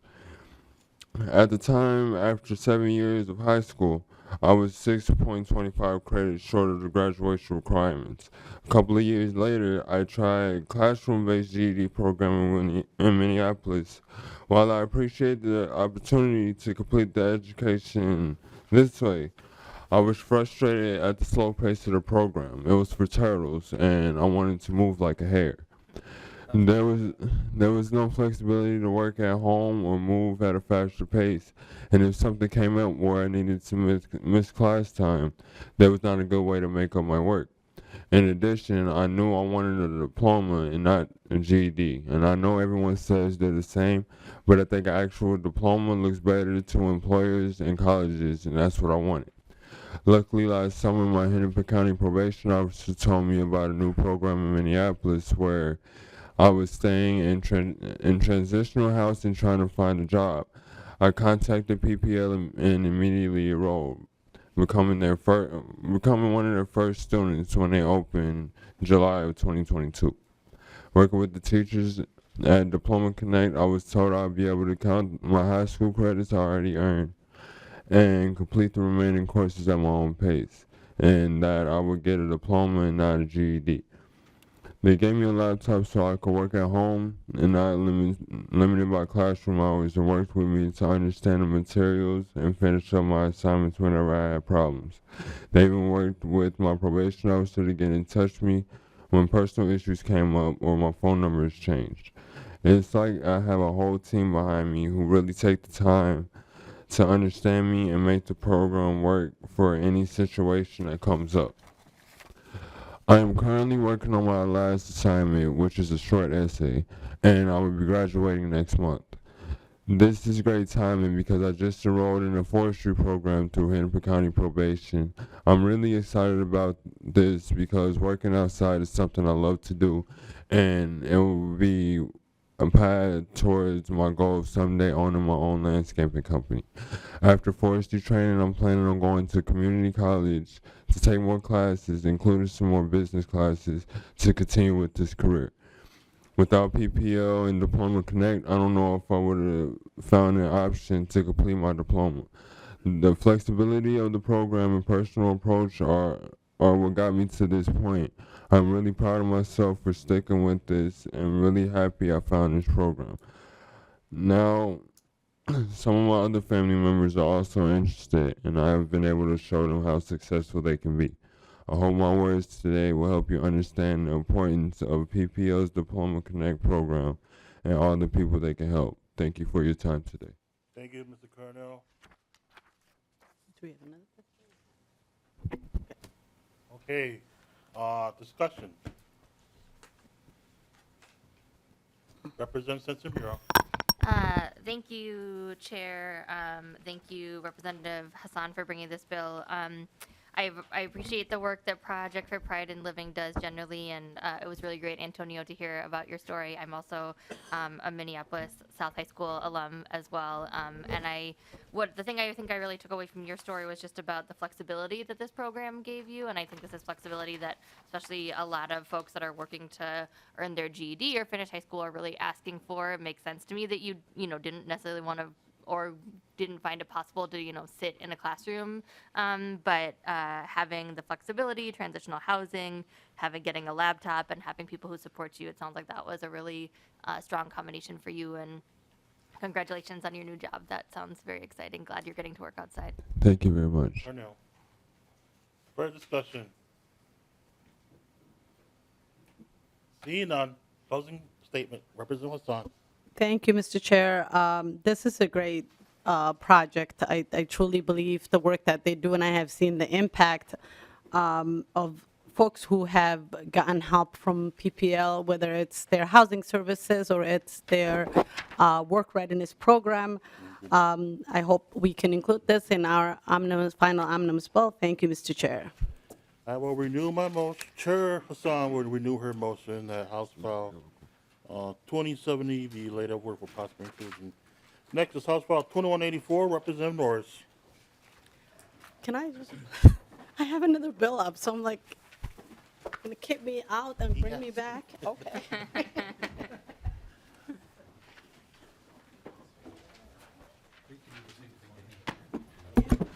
Representative Norris has to leave, so that's why we're giving him the time. Welcome to committee, Representative Norris. I will move that House File 2184 be laid over for possible inclusion. I see that you don't have any amendments, so to your bill. Thank you, Chair Zhang and members of the committee. It's great to be with you today. Since 2016, YWCA Minneapolis's Workforce Development Teacher Training Program has offered a unique opportunity for individuals who are already working in education as teachers' aides or those who are new to education as a career to obtain workforce skills and preparation for CDA accreditation for early childhood education. YWCA offers equal access to its services and resources. However, it focuses strategically on serving people of color, new Americans, women, and people living in low-income households. This is a 6-month cohort model with several cohorts operating at a time. In addition to twice weekly trainings on content, participants also receive 140 professional development hours, digital literacy training, critical workforce skills, 500 hours of ECE teaching experience, and wraparound services to address barriers to participation and work. YWCA Minneapolis works with several ECE partners and has become a trusted leader for successful pathways into early childhood education. This program has received a biennial appropriation since 2016, and so Chair Zhang, we're coming back once again with hopes of renewing that. And with that, I'll have my testifier come up. Welcome to the committee. Please identify yourself for the record and proceed. Thank you, Mr. Chair. We have a couple of handouts. I don't know if those can be distributed. Wanted to defer to you. You can give it a page. Yeah. Or you do Are they the give it- ones that we have? Oh, great. Yes. Never mind. Trying to get things in on to committee on time. Good afternoon, Chair Zhang, Vice Chair Brand, Lead Baker, and members of the committee, and thank you, Representative Norris, for bringing the bill. For the record, my name is Luna Allen Bakarian. I serve as the Public Policy Manager for YWCA Minneapolis, and I'm here to speak on House File 2184. Thank you for hearing this bill today. Whenever speaking externally, I like to state that YWCA Minneapolis is one of over 200 local associations under YWCA USA, all sharing the same mission of eliminating racism, empowering women and girls, and promoting peace, justice, freedom, and dignity for all. First off, gratitude. This program, as stated, has received state funding since 2016, and that helps make the program possible, so we appreciate your support. House File 2184 increases and renews a biennial appropriation for YWCA Minneapolis's Teacher Training Workforce Development Program, which since 2016 has been a categorically unique workforce development program, training teachers to further their careers in early childhood education and preparing to obtain Child Development Associate or CDA credentialing. The program is a 6-month cohort model supporting nearly 200 individuals last year and 565 total participants since its formation. At least 400 of those program participants left YW's program to unsubsidized employment. The program includes, as mentioned, classroom instruction, currently twice weekly, in addition to 140 hours of professional development training, 500 hours of ECE classroom experience, digital literacy training, support for CDA test prep, portfolio building, resume development, and interviewing skills. Our program prioritizes women, people of color, and those with recent immigration experiences, and as an organization that supports the increase of education and retention of teachers of color in Minnesota's workforce, this mission-aligned intersection is crucial. A standout of our program is the wraparound services design. Though instruction happens in a cohort model, trainees receive highly personalized experiences through one-to-one debriefs and case management, and receive support for things like gas, transit, outdoor gear, technology, with a goal of removing barriers to work. Minnesota community colleges offer graduates of the program with CDA credentials 6 credits toward their associate's degree, and we maintain partnerships that allow for seamless continued higher education if participants choose.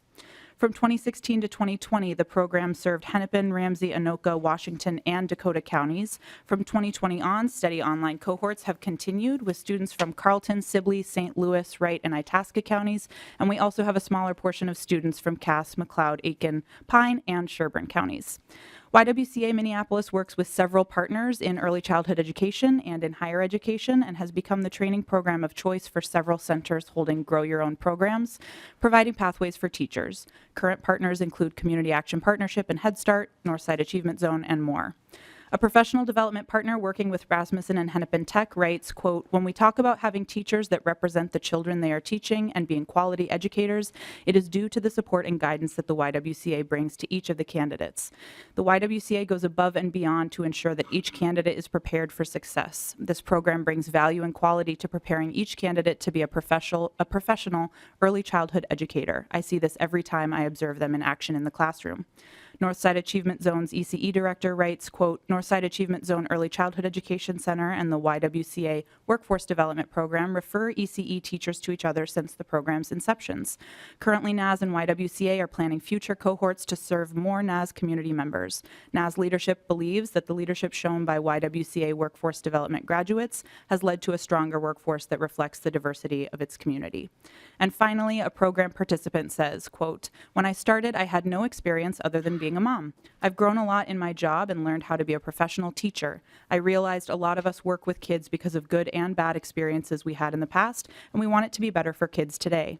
All of us, different ages, races, single, married, kids or no kids, we were all there because we want to work with children and be better for them, end quote.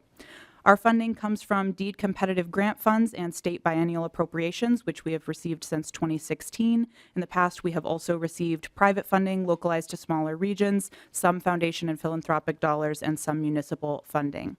The biennial appropriation amounts supporting this work have fluctuated over the years, and the current ask is an increase from the most recent appropriation in 2021, but is not the highest appropriation we've received from the state in our program's tenure. This increase comes at a time when our program is operating with high demand and more opportunity than ever for regional and partnership expansion. YWCA Minneapolis' teacher training program has a noted positive track record because of its wraparound services, anti-racist and anti-bias principles, and individualized approaches centering teacher wellness. I ask for your support of House File 2184 and inclusion of this life-changing program in your omnibus bill. Thank you so much for your time and consideration. Discussion. Representative Weems. Thank you, Chair Jong.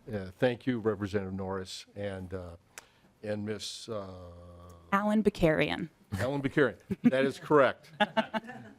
No, the great mission with the YWCA. And I always sometimes get confused, YMCA, YWCA, and then I go to the song, and then I go, okay, it's not the song.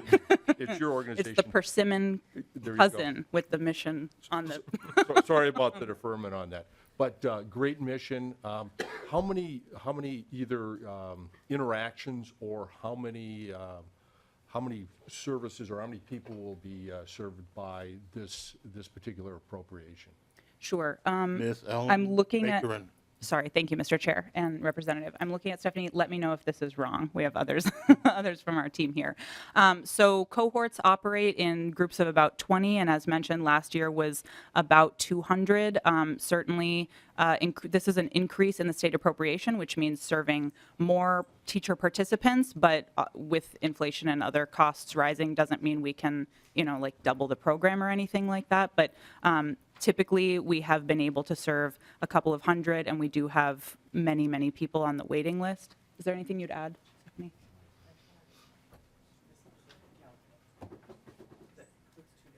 Yeah. Also, we have a fiscal year calendar, and then there's also, reporting that we do based on the calendar year, so it can be fluctuating based on that as well. Representative Weems. Thank you, Chairman Jong and Ms. Ellen Bakarian. Appreciate that answer and keep on doing good work. And I like that you're continuing to expand and you're hitting communities outside the metro. And thank you very much. Thank you. Representative Sencer-Mura. Yeah, thank you, Chair Zhang. Thank you, Representative Norris, for bringing this bill. My question is around, I think it's great that there's, hundreds served and hundreds more waiting and that you all have a waiting list for the program.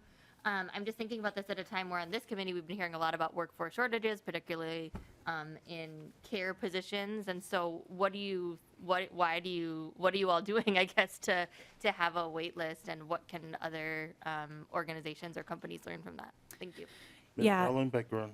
Thank you, Mr. Chair, and thank you, Representative. So technically, at any point, people reach out with interest in the program, and we have rolling cohorts as mentioned. And then oftentimes, folks who reach out to our program are seeking other workforce or opportunities or are working already as teacher aides, and so wait to be able to get more extensive, again, like a longer term cohort model to be able to get CDA and get other ECE opportunities. That means that the wait list fluctuates. Certainly, as an organization that also runs 5 ECE centers, we know that particularly for childcare, workforce shortages are very real, and as mentioned, it's critical that we increase the diversity of providers who are taking care of the youngest Minnesotans. And so we would love to be able to operate with more staff and a bigger program, and are kind of doing our best to phase out our growth as best we can. And the greater Minnesota growth really came after cohorts were able to pivot virtually in 2020. So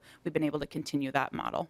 Representative Sencer-Mura. Yeah, thank you. I guess my question is, do you think that this kind of, additional training helps with either recruitment or retention? Ms. Ellen Bakerin. Yes, absolutely. So we do pretty specific recruitment, and because of the parameters for being part of our program, there are specific income requirements for and working requirements for the household, and we do, because of our mission, prioritize amplifying this opportunity for women of color, new American women, all people, but those are our priority areas. We absolutely think that it's provided a pathway that whether folks learn about us through our other program areas, maybe they have been members of our gym or see us in the community, that they're able to maintain communication with us, and that 400 plus more teachers in the state in the last 6 or so years are amplifying their career. Representative Sencer-Mura. Discussion, further discussion. Representative Hemmingson-Yeager. Thank you, Chair. So I also sit on the Children and Families Committee, and we have been hearing so much about how we are lacking in child care providers, which then leads to workforce shortages because now parents are staying home to take care of their kids. We've all heard that. So I just really appreciate the work that you're doing to kind of getting ready for the workforce behind the workforce. So thank you. Further discussion. Seeing none, closing remarks. Representative Norris. Thank you, Chair Zhang. I mean, I think we all know, we've seen the research about the importance of early childhood education, but we can't get more young people access to that education without the teachers and the professionals to provide that education. So this program has proven its value to the state over the years, and would urge the committee to renew its commitment to it once again this time around. Thank you, Representative Norris, and your testifier. I will renew my motion on House File 2184 be laid over for possible inclusion. Next is House File 2258, another Representative Norris bill, Greater Twin Cities, Minnesota. And I see that there is an A1 amendment. Representative Norris, if you can explain your A1 amendment. Yes, thank you, Chair Zhang. The A1 amendment is pretty simple. It just fills in the blank appropriation. We are requesting a one-time appropriation of $3.2 million. Discussion. All those in favor say aye. Aye. Opposed? Motion carries. Through your bill as amended. Representative Norris. Chair Zhang, House File 2258 seeks state funding to support private contributions to career academies at the Greater Twin Cities United Way, which unites public education and employment systems so that all students in Minnesota have pathways to wealth building and purpose-driven careers. These career pathways include access to college credit in the high school sequence, career and technical education, as well as paid work experiences. Since it launched in 2015, Career Academies has supported 20 school districts along with their community and employer partners to redesign educational opportunities in line with high-wage, high-demand career fields such as education, healthcare, manufacturing, engineering, and IT. It addresses the critical labor shortages we see across Minnesota, particularly in these high-need and high-growth fields. It intentionally invests in communities of color, low-income communities, and greater Minnesota to disrupt inequity and ensure opportunities for all Minnesotans. House File 2258 will contribute to funding for the next phase of the Career Academies so that every region in Minnesota has robust career pathways and a united employment and school system. All Minnesota school districts have access to the knowledge, tools, and relationships needed to strengthen career pathways in their region. K-12 and post-secondary systems are aligned toward increased access and utilization of free college credits toward zero college debt, and employers are offering supportive work experiences for the youth. So that's just kind of a high-level summary of the fantastic work that the Career Academies are doing throughout our state, and with that, I'll turn it over to my testifier to provide some more information. Welcome to the committee. Please identify yourself for the record and proceed. Hello, everybody of the committee. My name is Kevin Martinez Herrera, and I come from St. Louis Park High School, and I grew up my whole entire life here in St. Louis Park in Minnesota. And before I start, I want to give a thanks to Mr. Chairman and everybody here on this committee, and thank you for allowing to have my voice heard today and giving me their full attention, and thank you so much. So, as a senior, I am honored and proud to represent St. Louis Park High School, and which has laid the blueprint and have taken the risks and time and resources and investment in offering career pathways, readiness models in order to enable success for the children and soon to be adults like me of Minnesota. So today, I really want to express the importance of how having resources and a career readiness models at my school has shaped me and other students, and how it has impacted the courses I took and experiences I developed and opportunities I could have not imagined, and present and future goals and aspirations. So part of the career pathways at my high school focuses on different fields such as computer science, marketing, arts and communication, engineering, manufacturing, and health sciences, in which students are offered unique classes and core ones in which they create schedules during our high school years in order to be prepared for college and get a sense of what it means to be in a particular field. Specifically, I want to focus today on the health sciences pathways and my very own personal experience in the health career programs. Freshman year, I had no idea what I wanted to do, and I had no interest in what type of field I wanted to study. And sophomore year came, and I decided to sign up for a healthcare core, one of the health sciences offered as a part of the career pathways. Having the option to have healthcare core offered at my high school, I signed up, and I was able to explore the healthcare field, learning about communication and operations within a healthcare setting, learn about patient needs, importance of staff diversity, healthcare safety, medical terminology, Maslow's hierarchy of needs, even standard precautions and legal issues in healthcare and ethics. So during this time, it's like a light bulb went on my head. This is what I want to do. This is what I want to focus in my life, because healthcare core was valuable to me because I was able to learn new knowledge and experiences and what it meant to be in the healthcare field. And from there, I decided to pursue an interest in healthcare and medicine and pursue the pathways of health sciences from the career and readiness model offered at my school. Having been interested in ethics and racial disparities in healthcare, junior year, I decided to enroll in IB History of the Americas and Revisiting Ethnic Studies, in which we looked at hidden history, systems of oppression, and past and current events through a racial lens and grew our racial consciousness. These two classes were extremely important to me because it influenced me as I dive deeper into the healthcare world and an individual who one day dreams of becoming a board-certified dermatologist and going into the healthcare and medicine profession.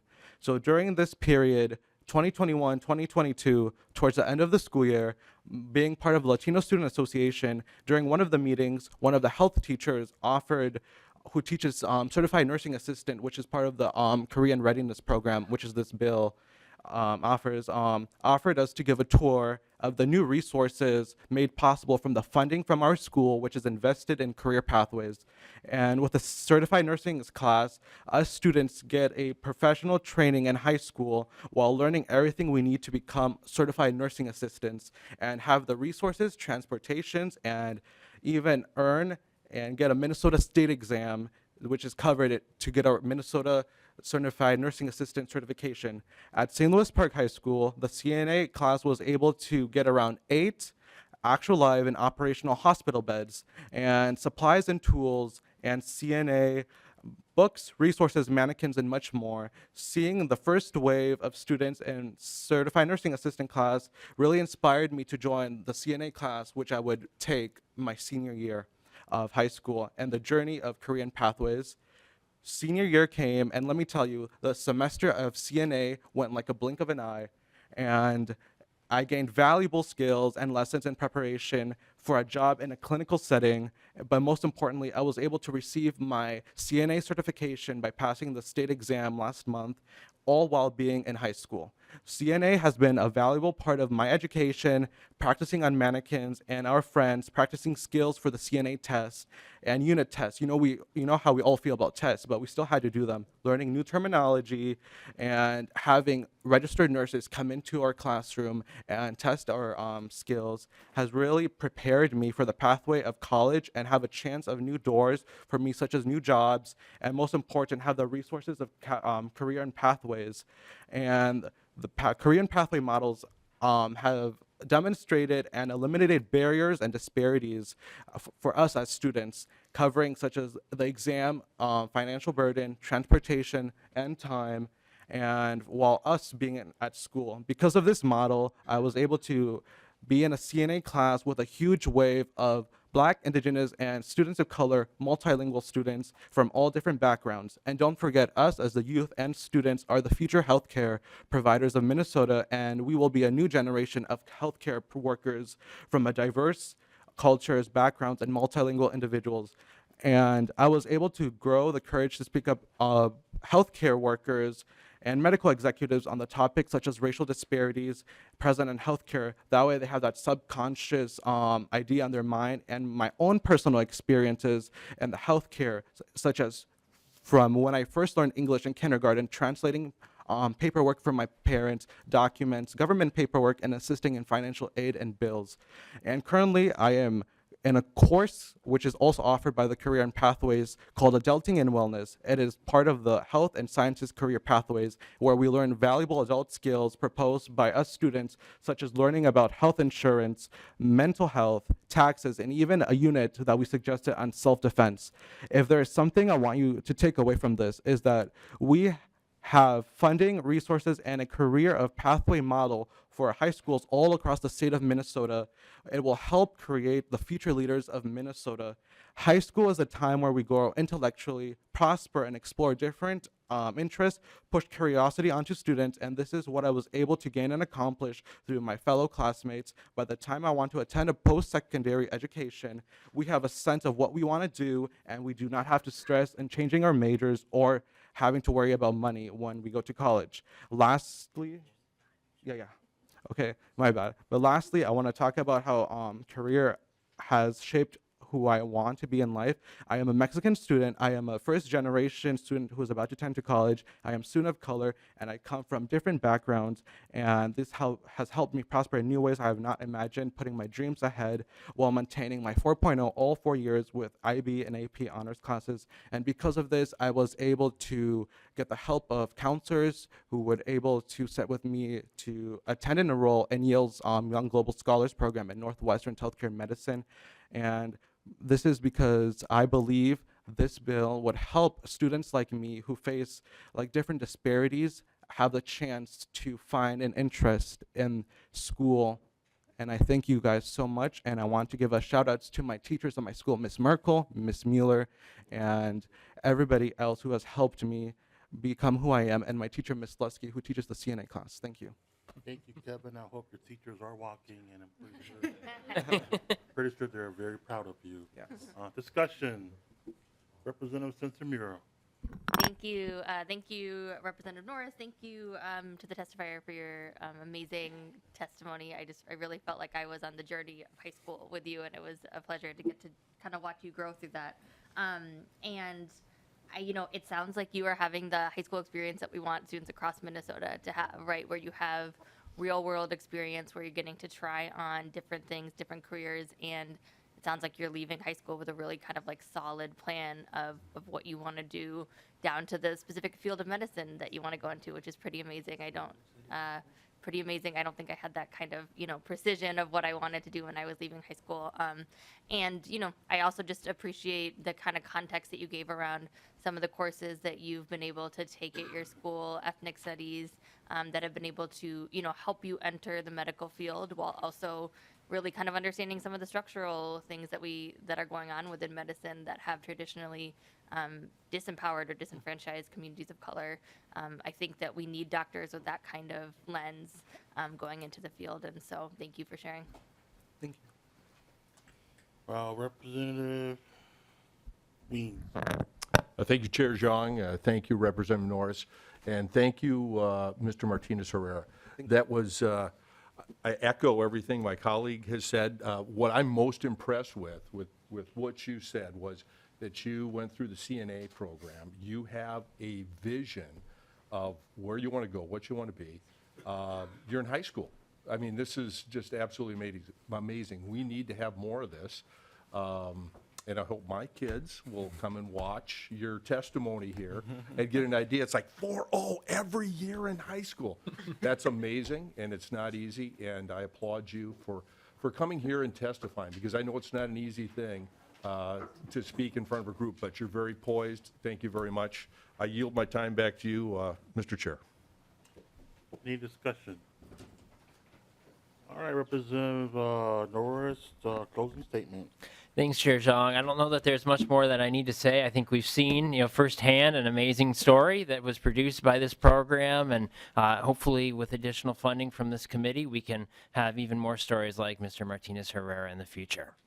Thank you, Kevin, and Representative Norris. I will renew my motion that House File 2258 as amended be laid over for inclusion. Next is House File 1310, another Representative Norris bill, Youthbuild. I will move that House File 1310 be laid over for possible inclusion. Do you have an amendment? No, you don't. Great. To your bill, Representative Norris. Thank you, Chair Zhang. I described this bill, House File 1310, and the Youthbuild program that it funds as a triple win. It introduces young people to the trades. It addresses our affordability or our affordable housing crisis while also promoting home ownership. This bill would expand a proven program that has sites currently in central Minnesota, counties like Pine, Kanabec, and Kandiyohi counties, Detroit Lakes, Duluth, Grand Rapids, Minneapolis, Rochester, St. Cloud, St. Paul, and the Southwest Metro. So you can see we've really got statewide impact with this program. And it comes with 4 major benefits. First, it helps young people ages 16 to 24 who've not been successful in traditional programs or who sometimes need something other than a traditional school program, and teaches them construction skills and other readily marketable skills. It creates at a very reasonable cost permanent housing for low-income families and families that are experiencing homelessness. It helps to prepare young people for jobs in important fields that are facing some serious workforce shortages right now. And it helps to reduce that home ownership gap. The Department of Employment and Economic Development research indicates that there's more than $3 returned for every dollar spent by the state on the Youthbuild program. So we're asking that the current appropriation be increased from $1 million per year to $2.5 million. This will allow more students to be trained and more housing to be constructed for people experiencing homelessness. And with that, Chair Brand, I've got a testifier to talk more about the program. Yeah, Representative Norris, to your testifier. Please state your name for the tape and then continue with your testimony.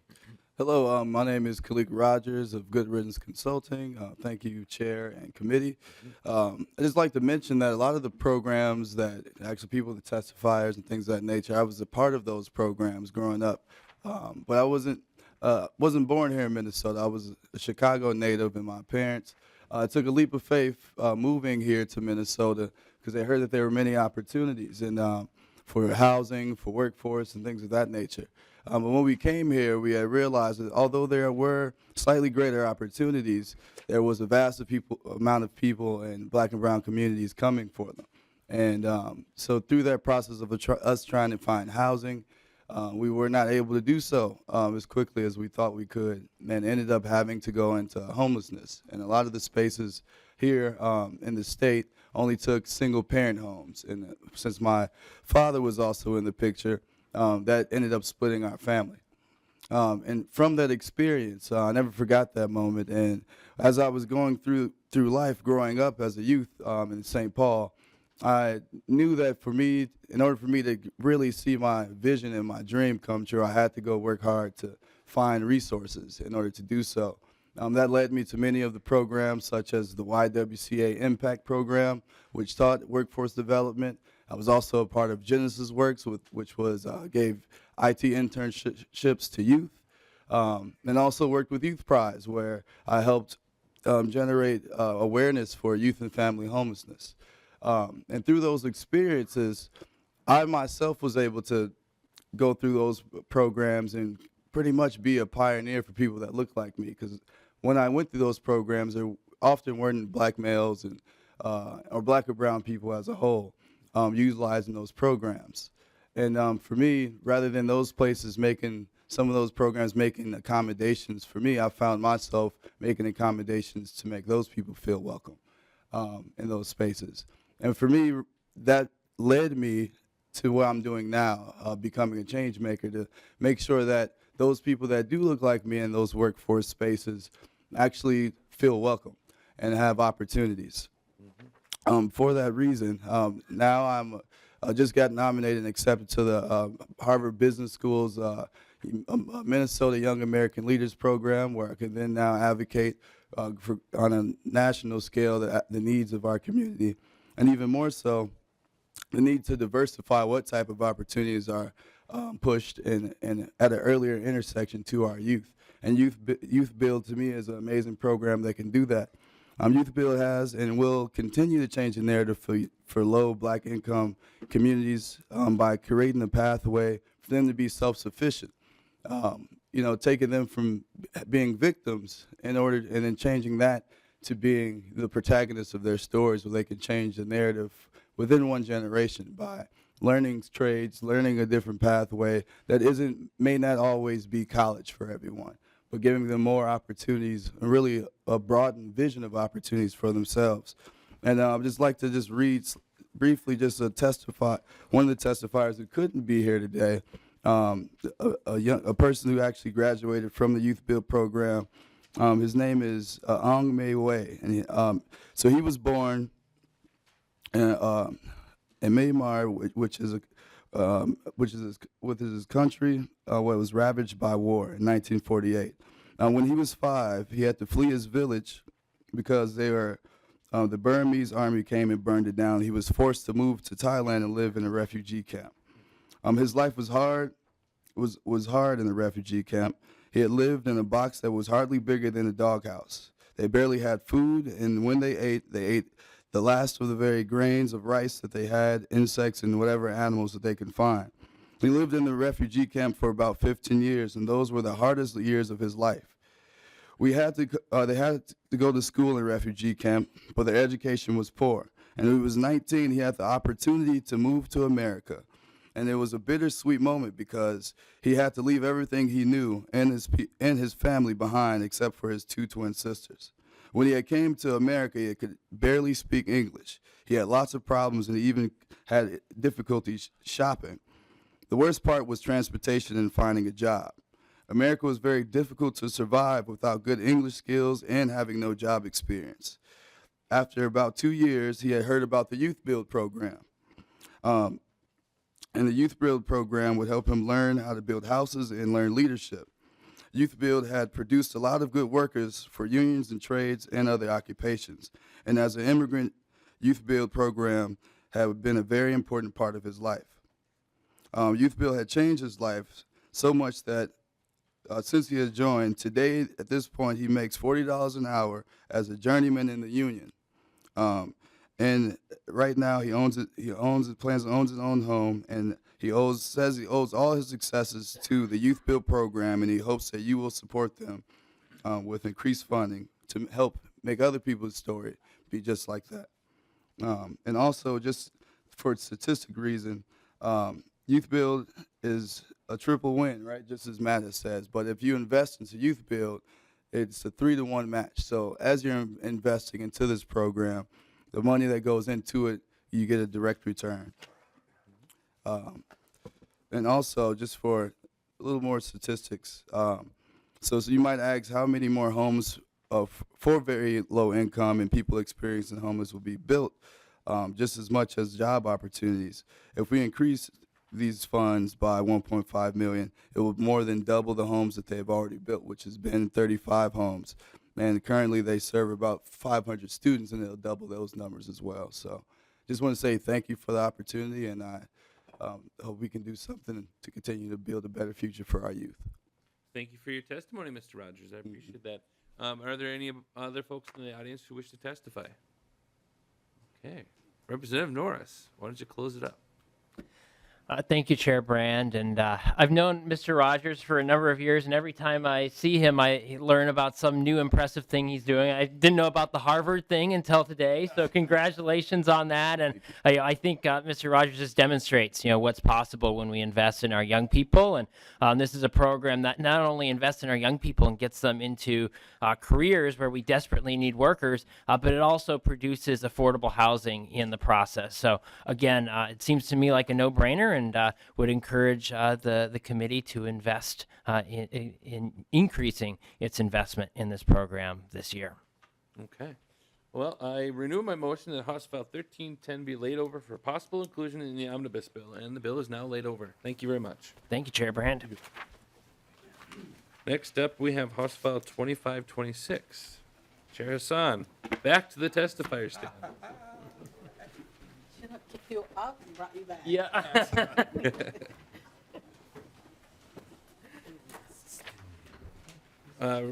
Chair Hassan, would you like to make the motion on your bill? Okay. Thank you, Mr. Chair. That's my motion. The motion is to lay over. To lay over, yep, for possible inclusion, Mr. Chair. All right. Continue with your opening. Thank you, Mr. Chair. Members, we all know the importance of having a father in your life. I always, I've talked about, having a positive, real model, and it doesn't get more real than having a father involved in your life. Too many children are growing up without the financial and emotional support of a positive, involved father, and kids raised in households without a father are 5 times more likely to experience poverty than kids who grew up with 2-parent household. The Father Project of Goodwill Easter Seals is a national model here in Minnesota with quality partners in Rochester, St. Cloud, Minneapolis, and St. Paul, who together have created a place where dads can get job training and parenting skills they need in order to become essential part of raising a healthy, happy, and secure children. Increases in wage, child support payment, and parenting skills are just some of the program's economic impact on families and communities. And we cannot, there is the quantity of that, but then there is the quality, which we can't put a number on it, because quality of having a stable relationship with your father and having, your father show up for sports and plays and school, and just to have somebody that you can pick up the phone and call. Yes, life happens, people get divorced, but with programs like this, we put children in the center, and we made this about children. So supporting fathers that need the help that they can get so they can stay in their children's lives. House File 2526 builds on this established and successful model on supporting dads and their kids across the state of Minnesota. Here today, I have somebody who's going to testify from the Fathers Project, Guy Bowling. He can do a better job than I can, so I'll let him have the time. Thank you for being here. Thank you very much, Chair Hassan. To the testifiers, Mr. Bowling, please state your name and continue with your testimony. Thank you, Mr. Chair. My name is Guy Bowling. I am I have some big shoes to fill, Representative Hassan, but thank you. I am the Senior Workforce Development Manager for the Father Project, a program of Goodwill Easter Seals, Minnesota. Thank you to Representative Hassan and members of this committee for the opportunity to speak about this impactful program that equips fathers with the skills needed to help their children, their family, and our communities thrive. Goodwill Easter Seals, Minnesota provides customized programs to eliminate barriers to work and independence. Our Father Project has served dads for almost 25 years through a powerful combination of economic stability, work supports, parenting support, and legal justice support. Our proven model has been shared with partners in other parts of the state, including Family Service Rochester, who's here with me today, in Olmsted County, Goodwill Easter Seals in St. Cloud, and partners in other locations. The program is strong and positioned to grow to meet the needs of even more dads in the coming years. Many non-custodial fathers want to be involved in the lives of their children, but need to develop the tools to connect with a support system to be successful. The program largely serves men of color who are low-income, non-custodial fathers Many are unemployed or underemployed and face multiple barriers. Our goal is to help dads get jobs, train for better jobs, move into careers as they become positive, productive workers and parents. Recent years has been challenging for all of us, including the Father Project. In addition to the effects of COVID-19 pandemic, we're also greatly impacted by the civil unrest of 2020 and the events surrounding and following George Floyd. As we shared in previous testimony, we lost our physical location and it was destroyed during the unrest in South Minneapolis on Lake Street, and also furloughed staff due to effects of the pandemic and overall lack of funding. It was truly a challenging period for our program, our staff, our dads, and the families that we serve. Ultimately, our program, although has emerged even stronger and even better positioned to support the dads who are striving to support their kids. We have fully returned to in-person services. The Father Project has established a new location in Sabathani Community Center in South Minneapolis and have also established services in St. Paul. The needs continue to be great. Over the past 12 months, we have enrolled more than 275 dads in our program. Of these, many are experiencing issues related to reentering society after incarceration. We serve a diverse mix of individuals across the state, and our outcomes are very strong. In 2022, 75 dads were placed in employment. About 75% of the dads we serve completed our 12-week parenting curriculum. Many have increased contact with their children. A state appropriation would allow us to serve hundreds more fathers and help them stabilize employment and be there for their children. Thank you for this opportunity to highlight the importance of supporting fathers across Minnesota. I'm happy to answer any questions you may have, but first let me introduce one of our community partners in this important work, my fellow testifier, Mr. Ben Warner. Thank you. Thank you very much. I appreciate the testimony, Mr. Bowling. Next up is Benjamin Warner. Please state your name and then continue with your testimony. My name is Ben Warner. Good afternoon, Chair, members of the committee. My name is Ben Warner, and I have the great honor and privilege of being a career specialist for the Father Project with Family Service Rochester. I'm also an alumnus of this amazing program. Our organization has served dads in the greater Rochester area for over 10 years. In 2022, our program in Rochester serves 65 dads, and at any given time, we're serving around 30 dads in our community. The majority of these men have struggled with maintaining employment and facing barriers such as chemical health, legal troubles, child support arrears, broken relationships, lack of solid work history, and the list goes on.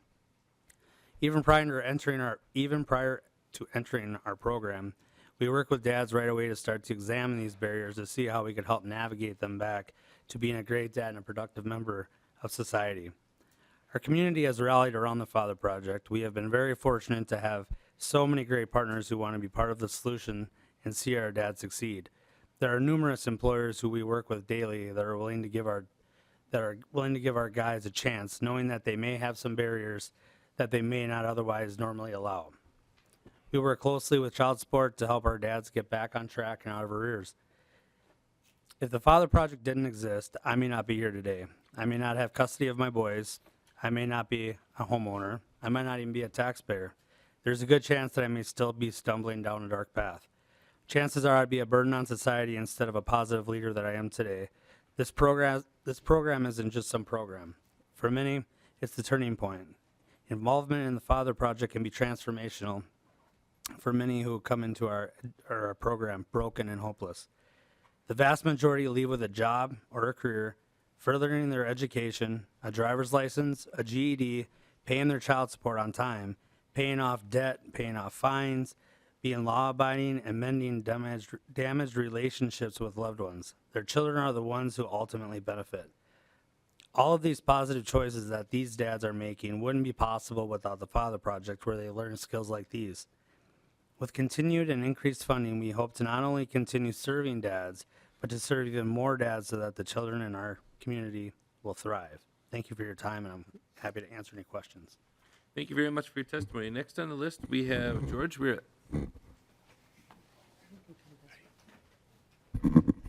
Hi there. Please state your name and continue with your testimony.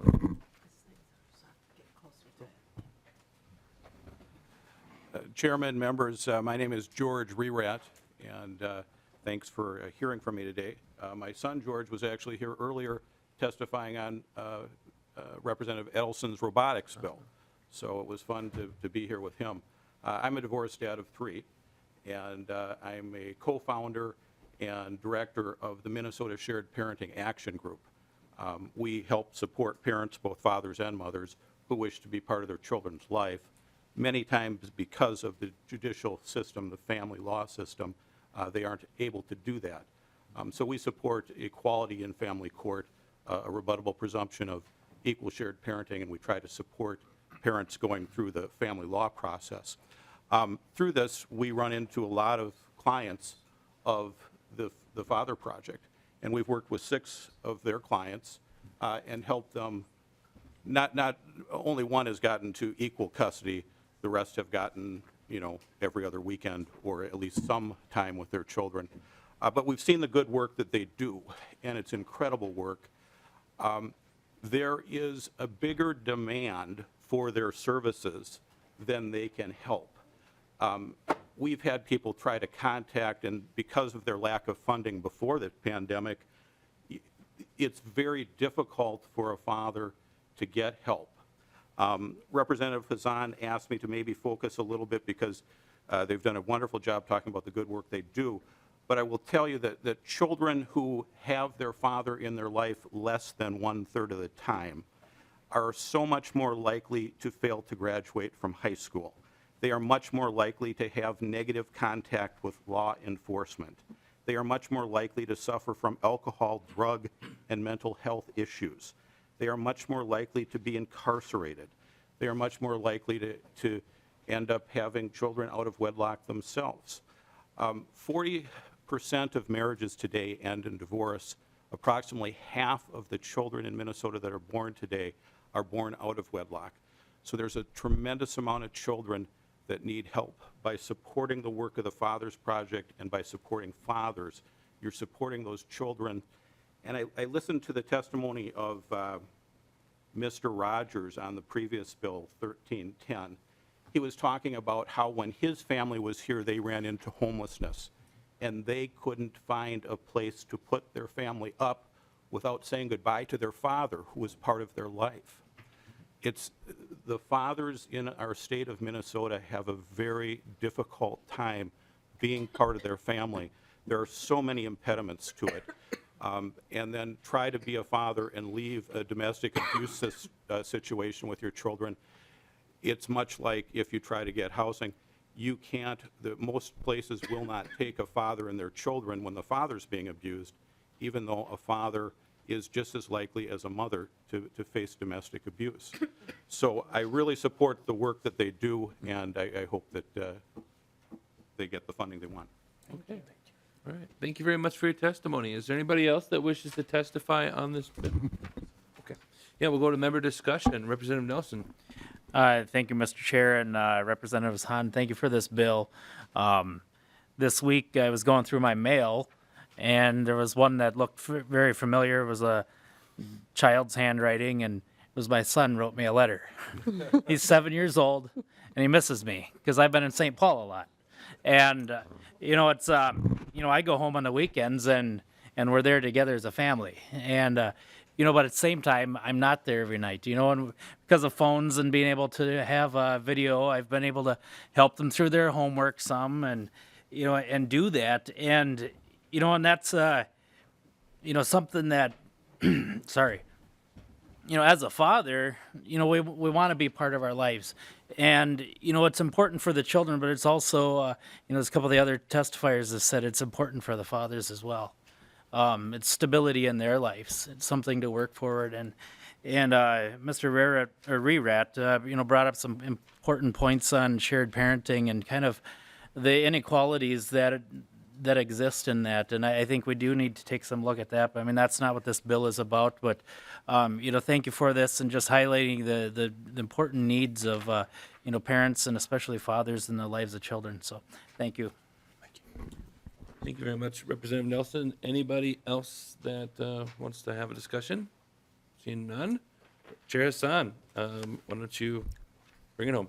Thank you, Mr. Chair and members, and thank you, Rep. Nelson, for those comments. Every child deserves a loving and stable relationship with their father, and this program just does that. Lack of access to opportunity should not be the reason why children don't have fathers in their life.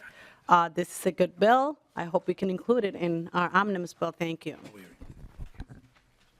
Thank you very much, Chair Hassan. I will renew my motion to have House File 2526 be laid over for possible inclusion in the omnibus bill.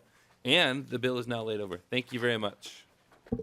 Next on the list, we have Representative Sencer-Mura, House File 2127. And Representative, would you like to make your motion on the bill? Yes, I would like to move that House File 2127 be laid over for possible inclusion in the omnibus bill. Okay, it looks like we have an amendment as well.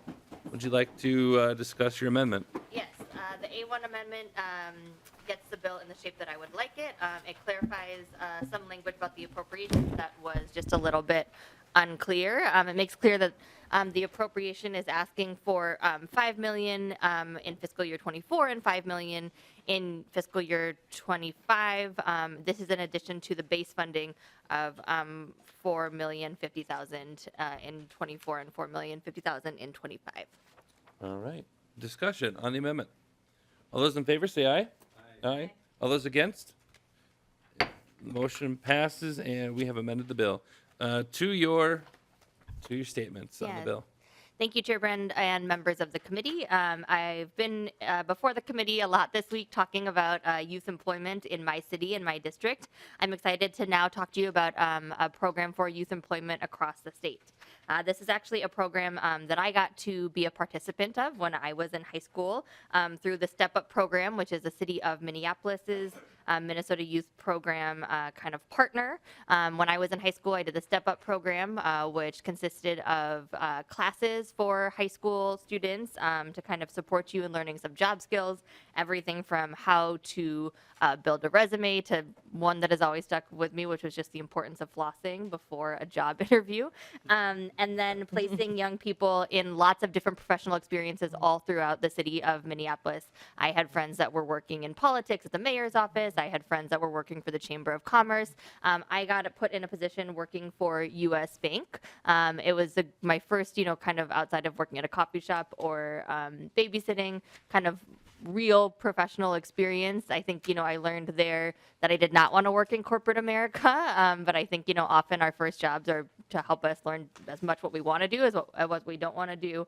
And so I am now happy to be presenting this bill, which would secure both the ongoing funding for this program and then also seeking some additional funding to serve more youth around our state at this really critical time. We know that our youth have been through a lot over the last few years. We know that our youth are really hurting coming out of the pandemic, and we know that there's a lot of catch up that our youth need to do. And so I think that these employment opportunities are a great way to do that. The Minnesota Youth Program is the only youth employment program that serves youth from all 87 counties throughout our state. And the funds are allocated through a statutory county-based formula based on need. This program provides paid work experience and related support services to underrepresented, low-income youth, those youth who are more likely to face challenges entering the labor market and who were hit hardest during the pandemic.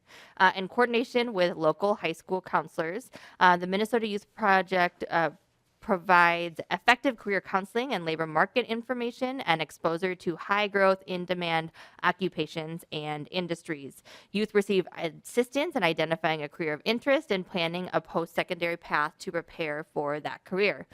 For each state dollar invested in the Minnesota Youth Program, the state received a return on investment of $9.29 in fiscal year 22. This return comes in the form of participants who returned to school, were placed in jobs, and paid government taxes, and reduced public assistance payments for those placed in jobs. In fiscal year 22, 3,278 youth were served through the work experience component, and an additional 19,000 youth were served through the outreach to schools career advisor component, totaling about 25,000 students throughout our state who benefited from this program. And now I would like to turn it over to my testifiers who can talk a little bit more about this impactful program across our state in all of the counties that are represented by members of this committee. Thank you. Thank you. To your testifier, please state the name and then also continue with your testimony. Thank you. Yeah, thank you, Mr. Chair and committee members. My name is Ling Becker. I'm the Workforce Director for Ramsey County. I'm also the Executive Director of the Workforce Innovation Board of Ramsey County, which is one of the 16 workforce development boards in the state of Minnesota. These boards consist of at least 51% business members and also include many of the other core workforce partners, including adult basic ed, community colleges, labor, and vocational rehab. And why that's important is that throughout today and probably throughout many of your days, as you've been hearing different testimonials and projects, there's a need for alignment and coordination and some intentionality, and it's at the boards that a lot of that ends up happening. So in addition, we also have youth committees as a part of a subset of all those boards, and on many of those boards, youth have voices as well in some of the programming. So why is this funding necessary? So Minnesota's federal youth employment funds have been declining over the last 10 years. Federal youth funds are allocated to states based on actually a 43-year-old federal allocation model that actually is based on the adult employment rate. So as you know, Minnesota is experiencing historical lows when it comes to adult employment. It doesn't necessarily mean that we don't have significant needs when it comes to specifically our young people and the demographics that are changing in our state, but also in our diverse populations who might have dropped out of the labor force, and sometimes that's not calculated as a part of that employment rate calculation. So there are significant needs.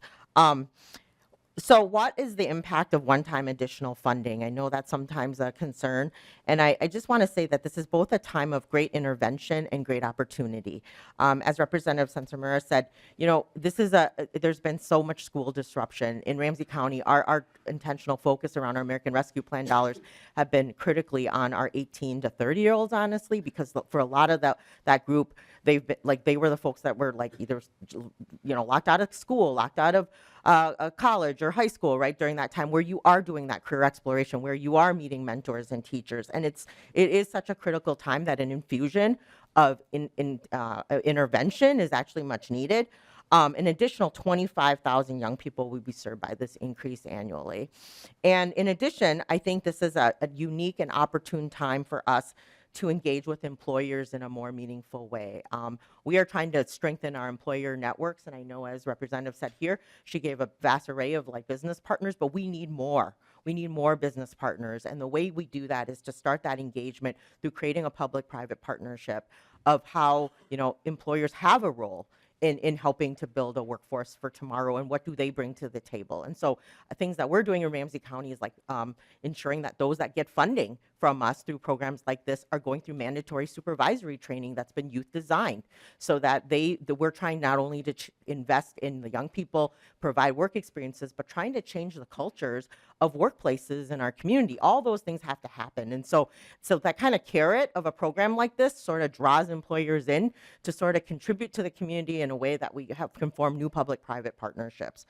And so, you know, this program is really critical because it's really serving that underrepresented population in the workforce. 60% are youth of color, 46% have reported disabilities, and 62% are youth who are receiving public assistance.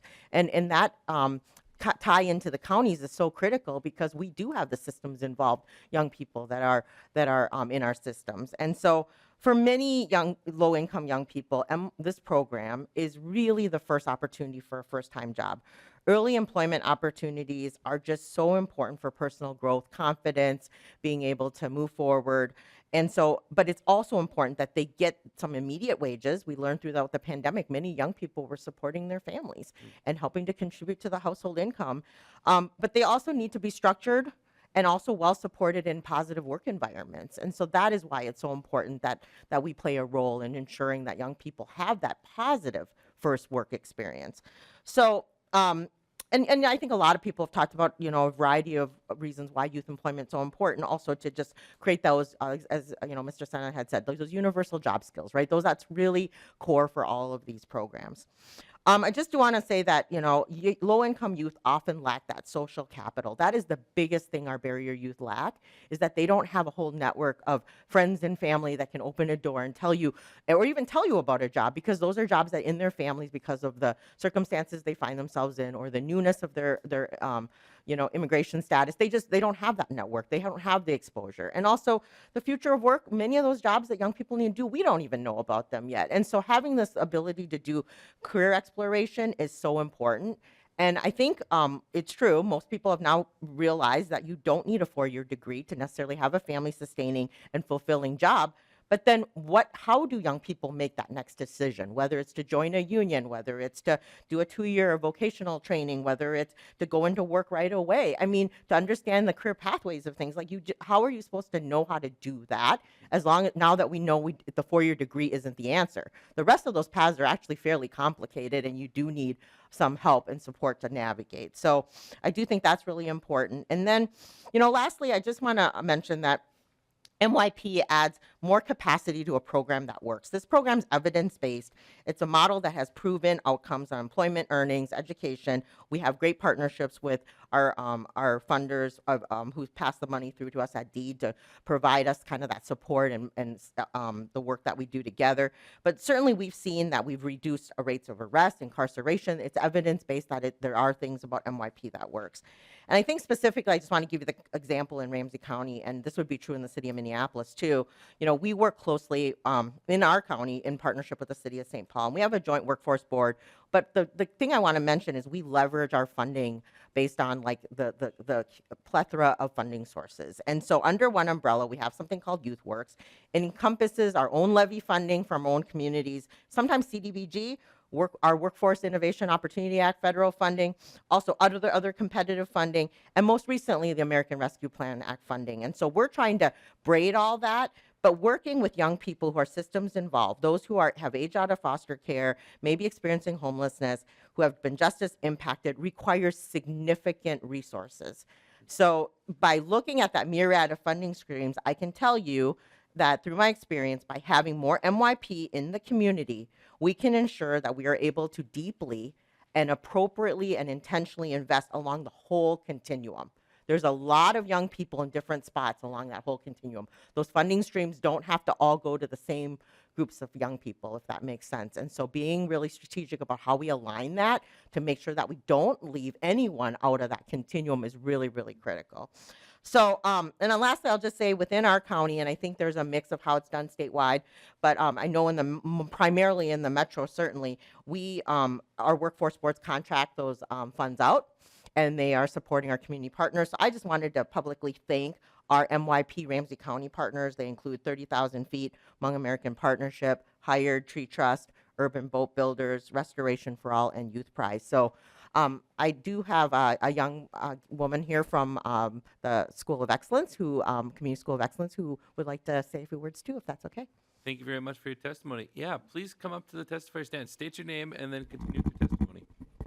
Hello, my name is Nari Tao. I am currently attending the Community School of Excellence High School. From what I know, our school has been partners with HAP for a while now, and so that's how I was able to take up the opportunities that was given by HAP.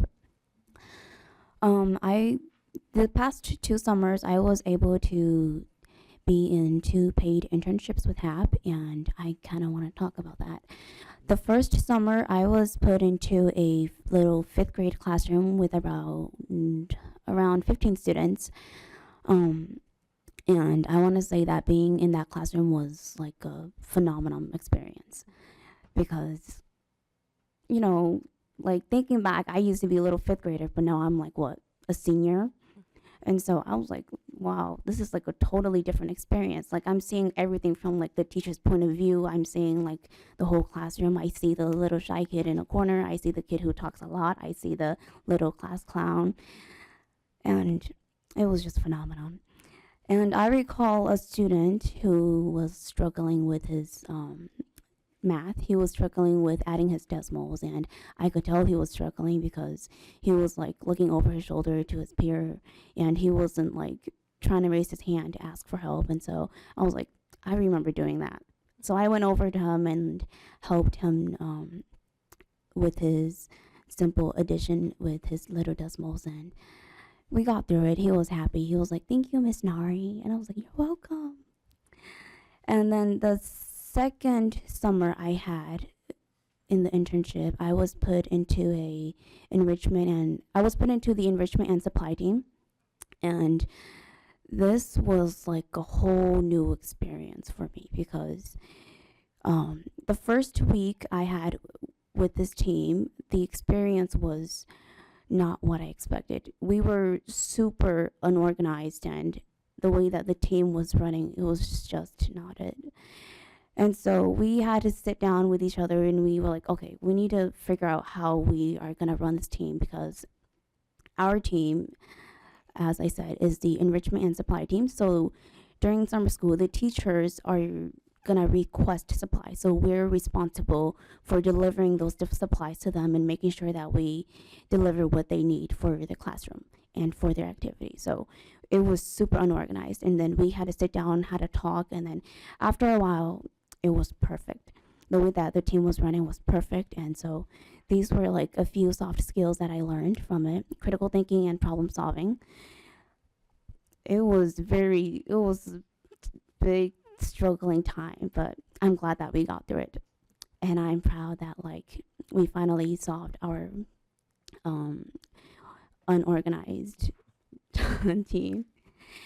And I also want to mention that my manager at the time, his name is Race, he helped me through the process of getting my W-2, all the tax forms done, because of course we have to like fill out tax forms for like, it's a process of growing up.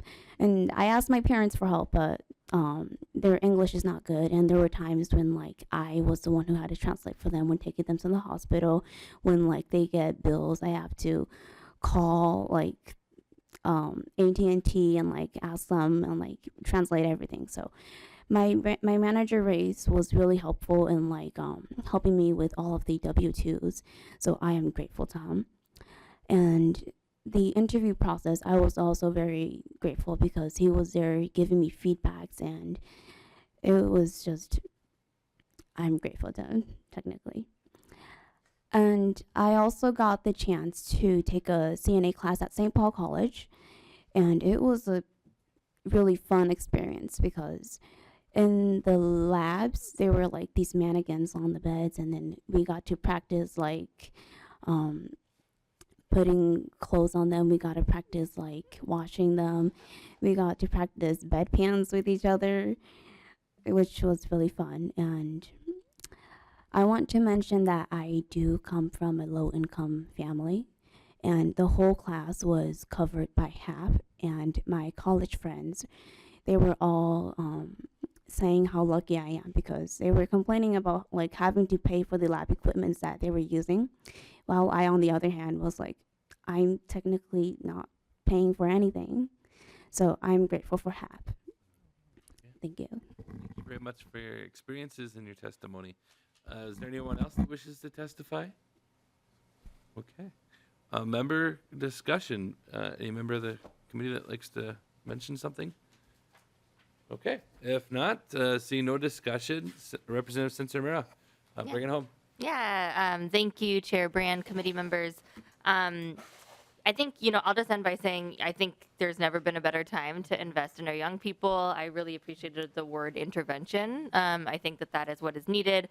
I'll also say I shared the perspective as a young person in one of these programs, but I've also been on the other side. I've been an employer who had a step-up summer intern through the city of Minneapolis, and I really appreciated the piece about how the programs work with employers to make sure that they are set up to support students in being successful while accomplishing the work of their business or organization.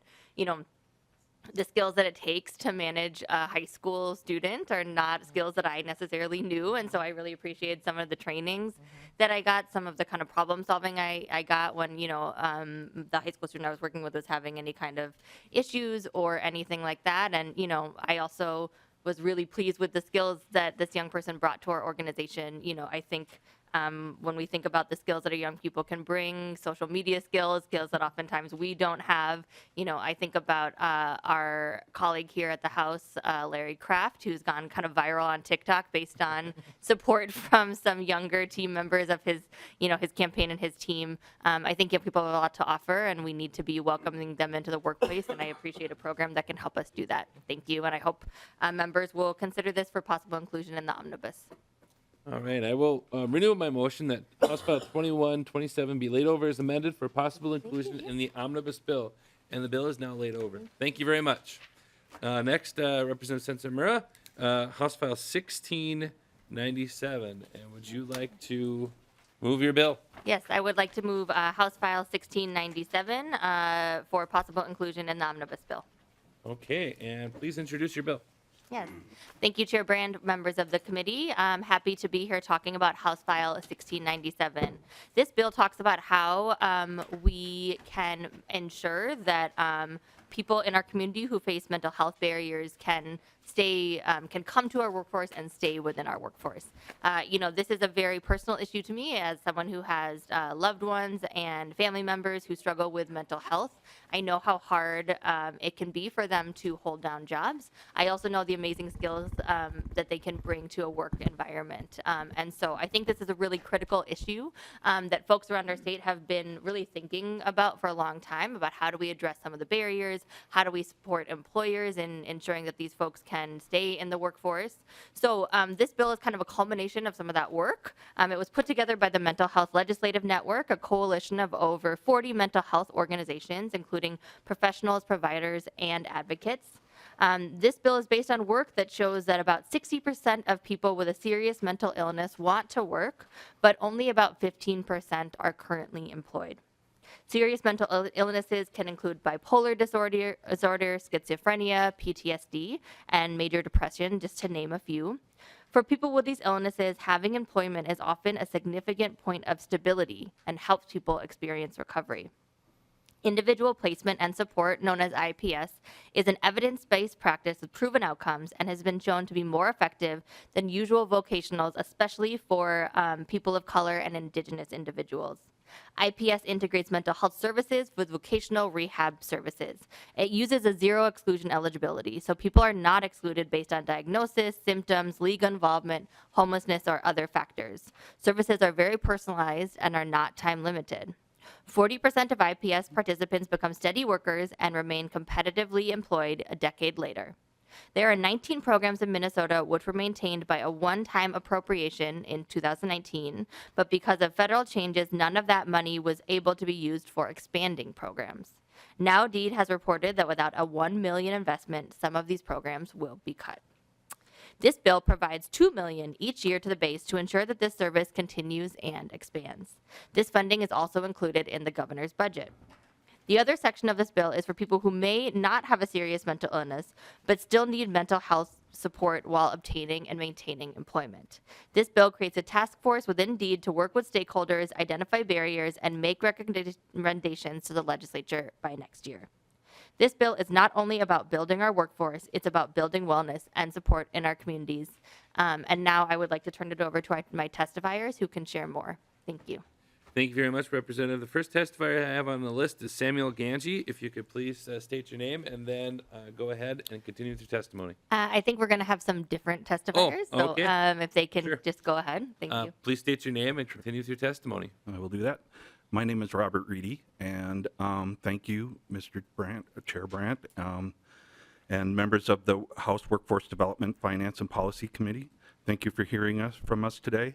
My name is Robert Reedy, and I'm the Senior Director of Vocational Services at RISE, where I've worked for the past 20 years. In that capacity, I oversee 3 individual placement and support programs in Hennepin County and Anoka County. Additionally, RISE operates 2 IPS projects in central Minnesota, serving 9 counties. RISE also participates participated in 2 Social Security research projects testing the effectiveness of IPS services. I oversaw those efforts and worked directly with the research team. In our IPS projects, RISE has worked with over 2,000 Minnesotans in 18 years, and I can attest to the effectiveness of the model. IPS is an evidence-based practice in the area of employment for people who experience mental illness. IPS service have been shown over and over to be the most effective way to deliver vocational services for this population. Why is this important? Because work works. The Federal Substance Abuse and Mental Health Services Administration, SAMHSA, recognizes that employment is an essential part of recovery from mental illness. This is something that we see every day at RISE. And as you will hear from Daniel shortly, you will hear it from him. Without the funding in this legislation, current projects will be cut by 27%, including projects at RISE. At our organization, that means that we will serve 73% or 73 fewer individuals in the next year. In addition to preserving services, the increased funding in this bill would allow the program to serve 325 more Minnesotans with mental illness. The increased access to IPS services throughout Minnesota is a critical need. Currently, only half of the counties have any access to IPS services. RISE's IPS program is the only one in Hennepin County, the most populous and diverse county in the state. Obviously, the needs are much greater than we can meet today. This additional funding could allow an expansion to more geographic areas and extend services for individuals who are Black, Indigenous, and people of color. I can personally attest to the effectiveness of work in recovery. On April 15, 2021, my son died from fentanyl poisoning. This loss, as you can imagine, was devastating. My mental health was profoundly impacted, and work was a critical part of my recovery. Having a sense of purpose and a place to be amongst people that supported me were essential part of my path to healing. I was fortunate. I had a job. I had a support system in place. But there are many Minnesotans with mental illness that do not have that already, or do not have a job already, and rely on the support provided in this bill to access the benefits of employment. Work works. It has for me, for Daniel, and we need to make sure IPS services remain available to people across the state who need the services most.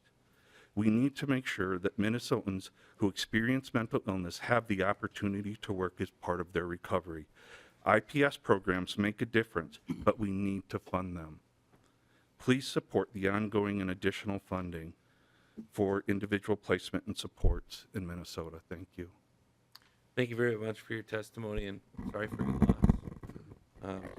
Next testifier, please state your name and continue with your testimony.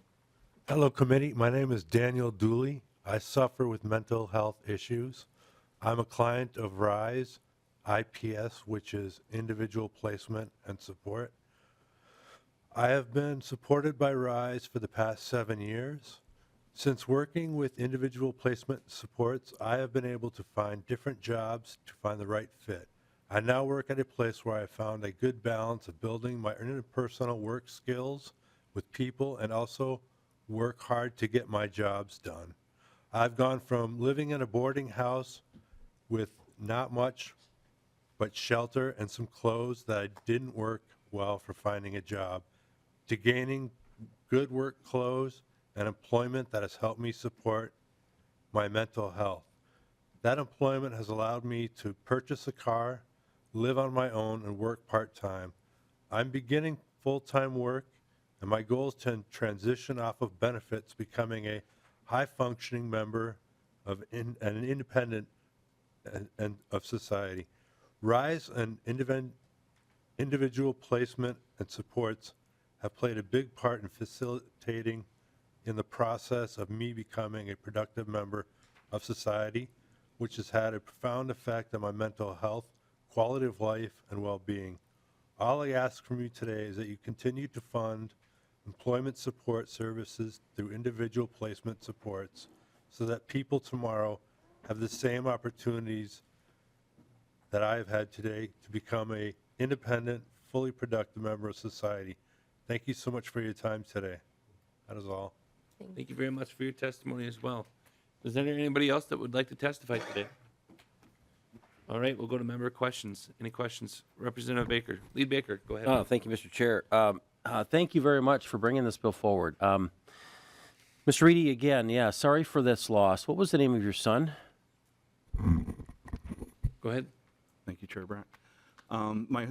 Thank you for asking. My son's name was Jose Reedy.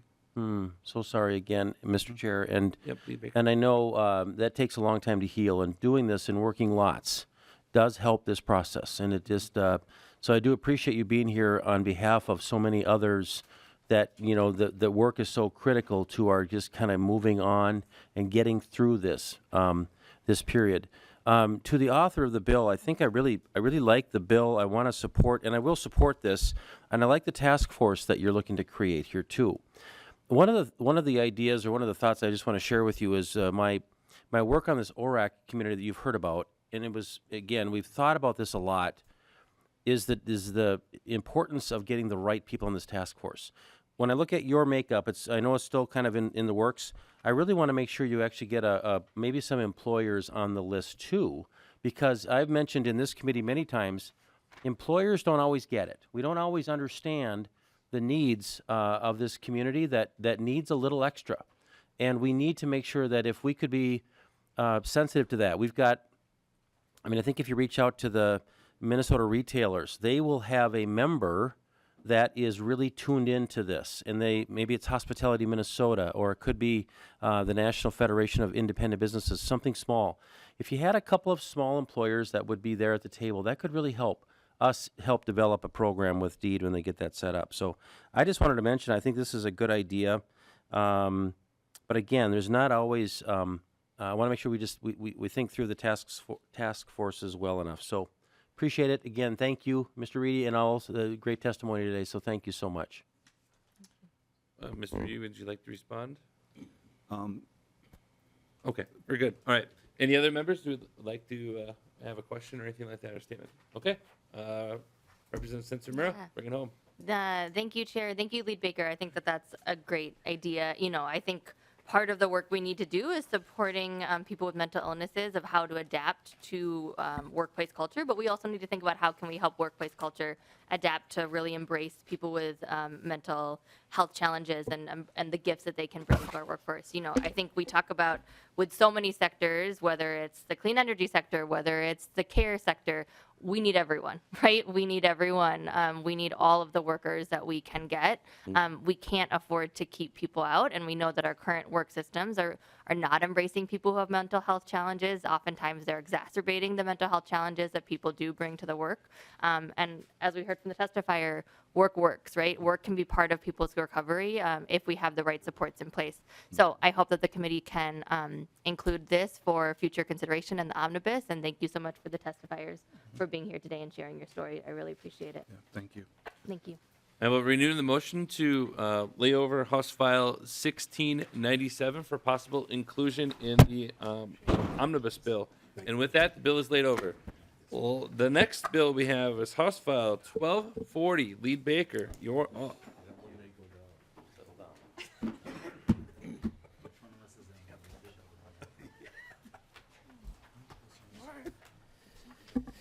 All right, Chef, you go right here. Right over here. Representative Baker, or Lead Baker, would you like to make a motion on your bill? I would, Mr. Chair. I'd love to make a motion to lay over House File 1240 for possible inclusion into the workforce bill. Mr. Chair, I'd like to move on then if I could, just to wrap it up. I think this is our final bill of the day. Yep. And again, I am just really proud to sit here with a couple of folks that understand this program really, really well. I've been very involved with it. Most people know that I'm in the hospitality industry. I've had some restaurants. A chef to me is like a doctor. A chef to me, I know. We do.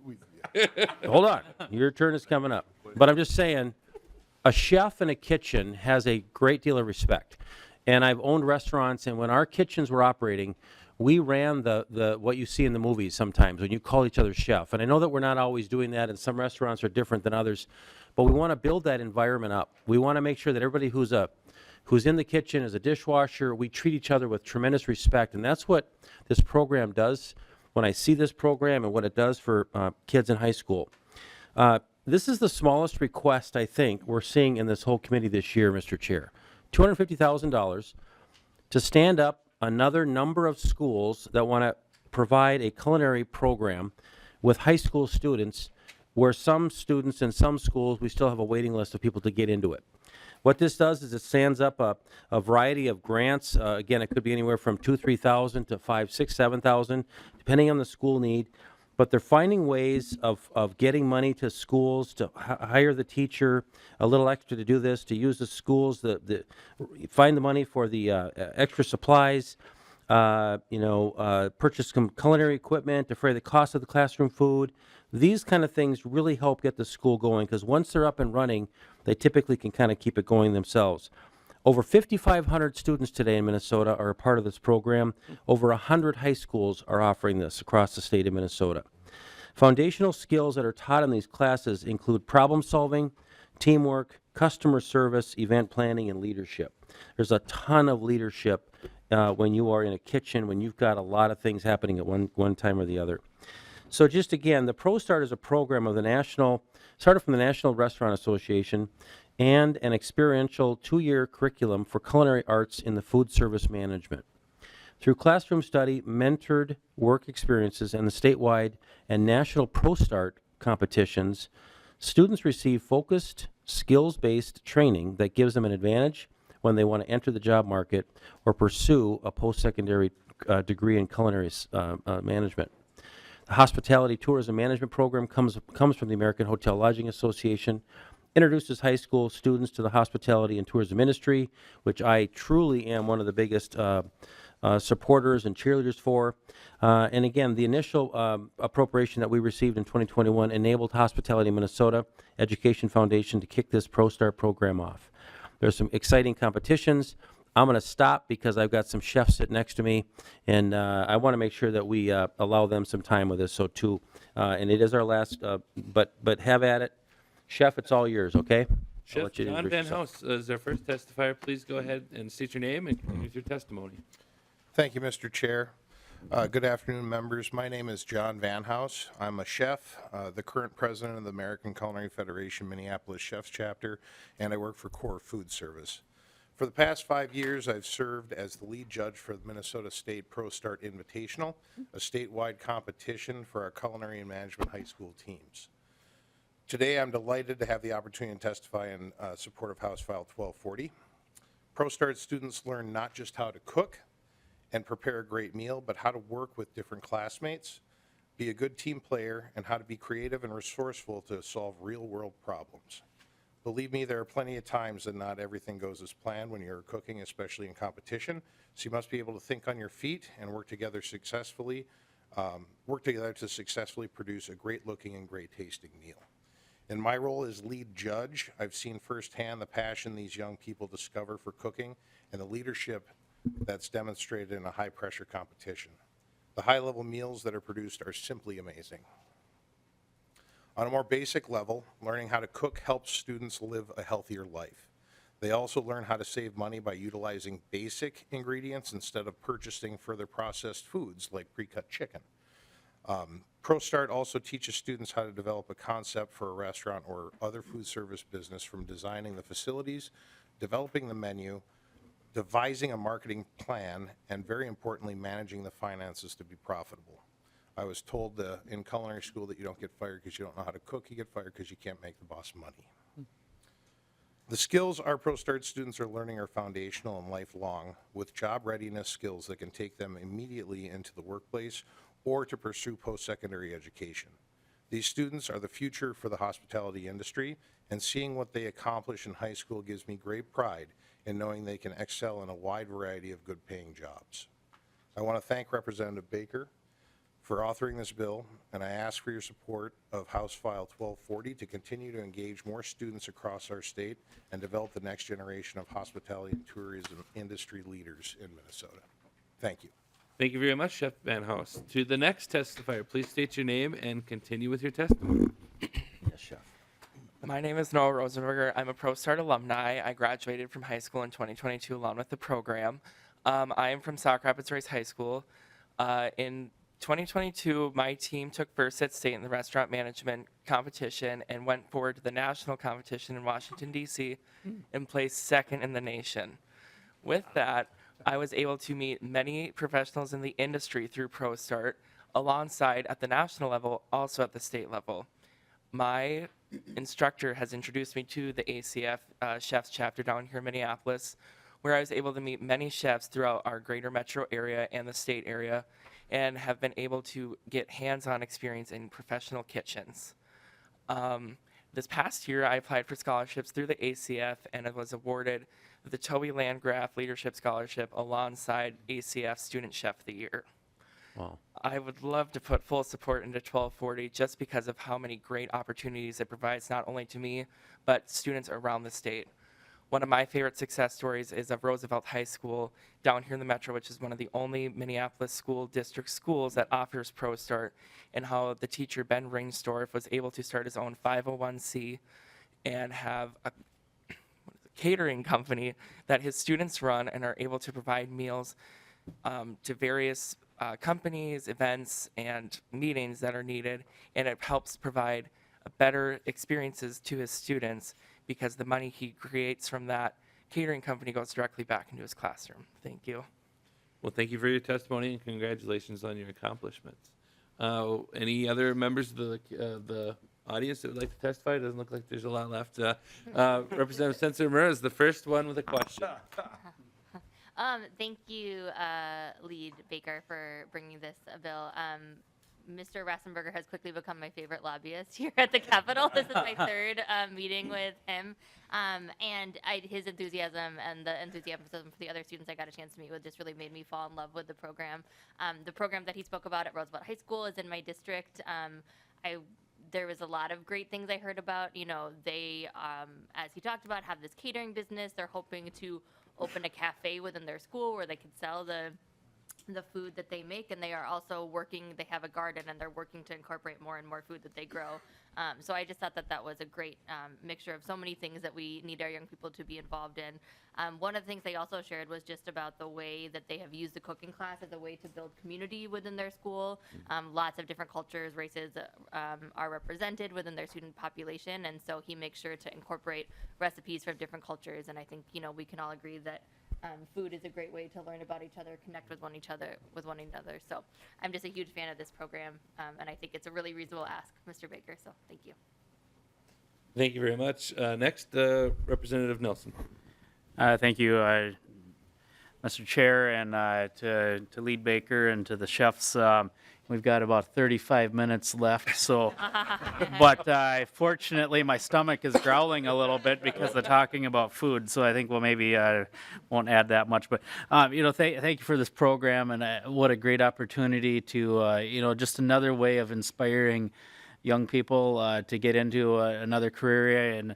And as somebody that's on the front side of this industry, I farm, and so you know, in some ways you're using my products that are going out, and you know, as something that I have advocated for in a long time is you know, cooking from or when you cook, using the products on the outside of the grocery store, not the center aisles. And you know, not that there's a problem with the center aisles, but usually the outside is where I would say you actually cook.